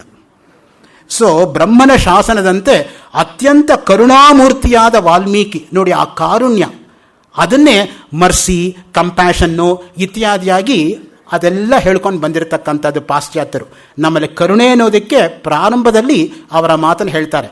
ಅದಕ್ಕೊಂದು ಸ್ಪೀಚೇ ಕೊಟ್ಬಿಟ್ಟಿದ್ದಾನೆ ಶೇಕ್ಸ್ಪಿಯರ್ ಮರ್ಚೆಂಟ್ ಆಫ್ ವೆನಿಸ್ ನಾಟಕದಲ್ಲಿ. The quality of mercy is not strained, it drops the gentle rain from heaven upon the place beneath. It's twice blessed. It blesseth him that gives and him that takes its mightiest in the mightiest. It becomes the throned monarch better than his crown. His scepter shows the force of temporal power, the attribute to on majesty. Wherein there sit the dread and fear of kings, but mercy is above the sceptred sway. It's enthroned in the hearts of kings. It's an attribute to God himself. An earthly power that then show like as gods when mercy seasons justice. Portia speech, Merchant of Venice. So ಆ ದೃಷ್ಟಿಯಿಂದ ಕಾರುಣ್ಯ ಮತ್ತು compassion ಅದು ಮುಖ್ಯವಾಗಿ ಶಾಸ್ತ್ರದ ನಿರ್ವಿಘ್ನ ಪರಿಸಮಾಪ್ತಿಗೋಸ್ಕರ ಶ್ರುತಿ ಸ್ಮೃತಿ ಸದಾಚಾರಕ್ಕೆ ಅನುಗುಣವಾದ. ನೋಡಿ, ಒಂದು ಕಣ್ಣು ಶ್ರುತಿ ಆದರೆ ಇನ್ನೊಂದು ಕಣ್ಣು ಸ್ಮೃತಿ. ನಮ್ಮಲ್ಲಿರೋದು ಶ್ರುತಿ ಸ್ಮೃತಿ ಉಭೇ ನೇತ್ರೆ. ಅದಕ್ಕೆ ಬಂದಿರೋದು ಶ್ರುತಿಯನ್ನು ಸ್ಮೃತಿ ಅನುಸರಿಸುತ್ತೆ ಹೊರತು ಸ್ಮೃತಿಯನ್ನು ಶ್ರುತಿ ಅನುಸರಿಸೋದಿಲ್ಲ. ನನಗೆ 10 ವರ್ಷದ ಕೆಳಗೆ ಒಬ್ಬಳು ಸ್ಟೂಡೆಂಟ್ ಇದ್ಲು, ಅವಳ ಹೆಸರು ಶ್ರುತಿ ಅಂತ. ಆಮೇಲೆ 5 ವರ್ಷ ಆದಮೇಲೆ ಅವಳ ತರಹನೇ ಇರ್ತಕ್ಕಂಥ ಇನ್ನೊಬ್ಬಳು ಸೇರಿಕೊಂಡ್ಲು. ನಾನು ಕೇಳಿದೆ, ನಿನ್ನ ಹೆಸರು ಸ್ಮೃತಿನಾ ಅಂತ, ಮೊದಲನೇ ಕ್ಲಾಸಲ್ಲಿ. ಅವಳಿಗೆ ಅರ್ಥ ಆಗಲಿಲ್ಲ. ಅದು ಹೆಂಗೆ ಸರ್ ಗೊತ್ತಾಯಿತು? ನನ್ನ ಹೆಸರೇ ಗೊತ್ತಿಲ್ಲದೆ ಕಂಡುಹಿಡಿದು ಬಿಟ್ರಲ್ಲ ಅಂತ. ಏನಮ್ಮ ಶ್ರುತಿನ ಸ್ಮೃತಿ ತಾನೇ ಅನುಸರಿಸೋದು? ನಿಮ್ಮ ಅಮ್ಮ ಅಪ್ಪನ ಸಂಸ್ಕಾರವಂತರು, ನಿಮ್ಮ ಅಕ್ಕನಿಗೆ ಶ್ರುತಿ ಅಂತ ಹೆಸರಿದ ಮೇಲೆ ನೀನು ಸ್ಮೃತಿನೇ ಇರಬೇಕು ಅಂದ್ಕೊಂಡು ಕೇಳಿದೆ ಅಂತ ಹೇಳಿದೆ. ಕರೆಕ್ಟಾಗಿತ್ತು. ಯಾಕೆ ಹೇಳ್ತೇನೆ ಅಂತ ಹೇಳಿದರೆ, ಆ ಸಂಸ್ಕಾರವಂತರಿಗೆ ಮಾತ್ರ ಆ ಥರದ ಹೊಳೆಯೋದು, ಮಿಕ್ಕವರಿಗೆ ಆ ಥರ ಹೊಳೆಯೋದಕ್ಕೆ ಕೂಡ ಸಾಧ್ಯ ಇಲ್ಲ ಅಂತ ಇಟ್ಕೊಳ್ಳಿ. ಸತ್ ಚಿತ್ ಆನಂದ ಅದ್ವಯ ಪ್ರತ್ಯಗಾತ್ಮ ಪರಬ್ರಹ್ಮ ಪ್ರಾಪ್ತಿ. ನೋಡಿ, ಮಂಗಳಾಚರಣೆ ಯಾತಕ್ಕೋಸ್ಕರ ಮಾಡ್ತಾರೆ? ಸತ್ ಚಿತ್ ಆನಂದ. ಸತ್ ಅಂದ್ರೇನು? ಯಾವಾಗಲೂ ಕೂಡ ಒಂದೇ ತರಹ ಇರತಕ್ಕಂಥದ್ದು. ಸದೇವ ಸೌಮ್ಯ ಇದಮಗ್ರ ಆಸೀತ್ ಏಕಂ ಏವ ಅದ್ವಿತೀಯಂ. ಒಂದೇ ಇದ್ದಿದ್ದು ಪ್ರಾರಂಭದಲ್ಲಿ. ಒಂದು ಏಕಂ ಅಂದ್ರೆ ಸಾಕು, ಒಂದು ಅಂತ ಅರ್ಥ ಆಗತ್ತೆ. ಮತ್ತು ಏವ ಮತ್ತು ಅದ್ವಿತೀಯಂ ಎರಡೆರಡು ಸಲ ಯಾತಕ್ಕೆ ಹೇಳಿದ್ದಾರೆ ಅಂತ ಕೇಳಿದರೆ, ಒಂದು ಉದಾಹರಣೆ ಕೊಡ್ತೀನಿ, ಸ್ಪಷ್ಟ ಆಗುತ್ತೆ. ಯಾರೋ ಕರೀತಾರೆ, ನಾಳೆ ನಮ್ಮ ಮನೆಗೆ ಬನ್ನಿ. ಬನ್ನಿ ಅಂದರೆ ಬನ್ನಿ ಅಂತಾನೆ, ಬರಬೇಡಿ ಅಂತಲ್ಲ. ಎರಡನೇ ಸಲ ಹೇಳ್ತೀವಿ, ಬರ್ತೀರಾ ತಾನೆ. ಮೂರು ಸಲ ಬರದೇ ಇರಲ್ಲ ತಾನೆ. ಯಾಕೆ ಕೇಳಬೇಕು? You must and should come, you should not miss ಅನ್ನೋದಕ್ಕೆ ಒತ್ತೊತ್ತಿ ಹೇಳ್ತಕ್ಕಂಥದ್ದು. ಒಂದು ಮಾತು ಹೇಳ್ತಾರೆ ತೆಲುಗಲ್ಲಿ, ಒತ್ತೊತ್ತಿ ಪಲಕರ ವೈದಿಕ ಪಿಲ್ಲ ಅಂತ.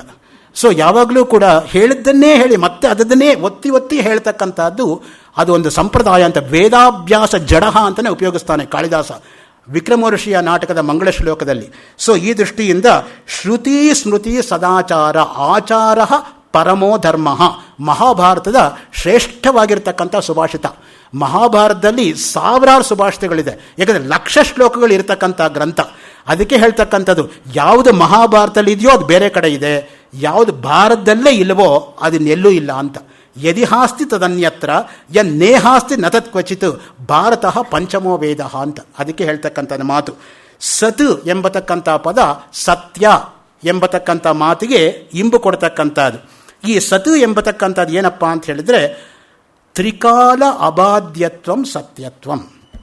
ಭೂತ ಭವಿಷ್ಯದ್ ವರ್ತಮಾನ ಕಾಲದಲ್ಲಿ ವ್ಯತ್ಯಾಸವಾಗದೆ ಏಕರೂಪವಾಗಿ ಯಾವುದಿರುತ್ತೋ ಅದಕ್ಕೇನೆ ಸತ್ ಎಂಬುದಾಗಿ ನಾವು ಹೇಳ್ತಕ್ಕಂಥದ್ದು.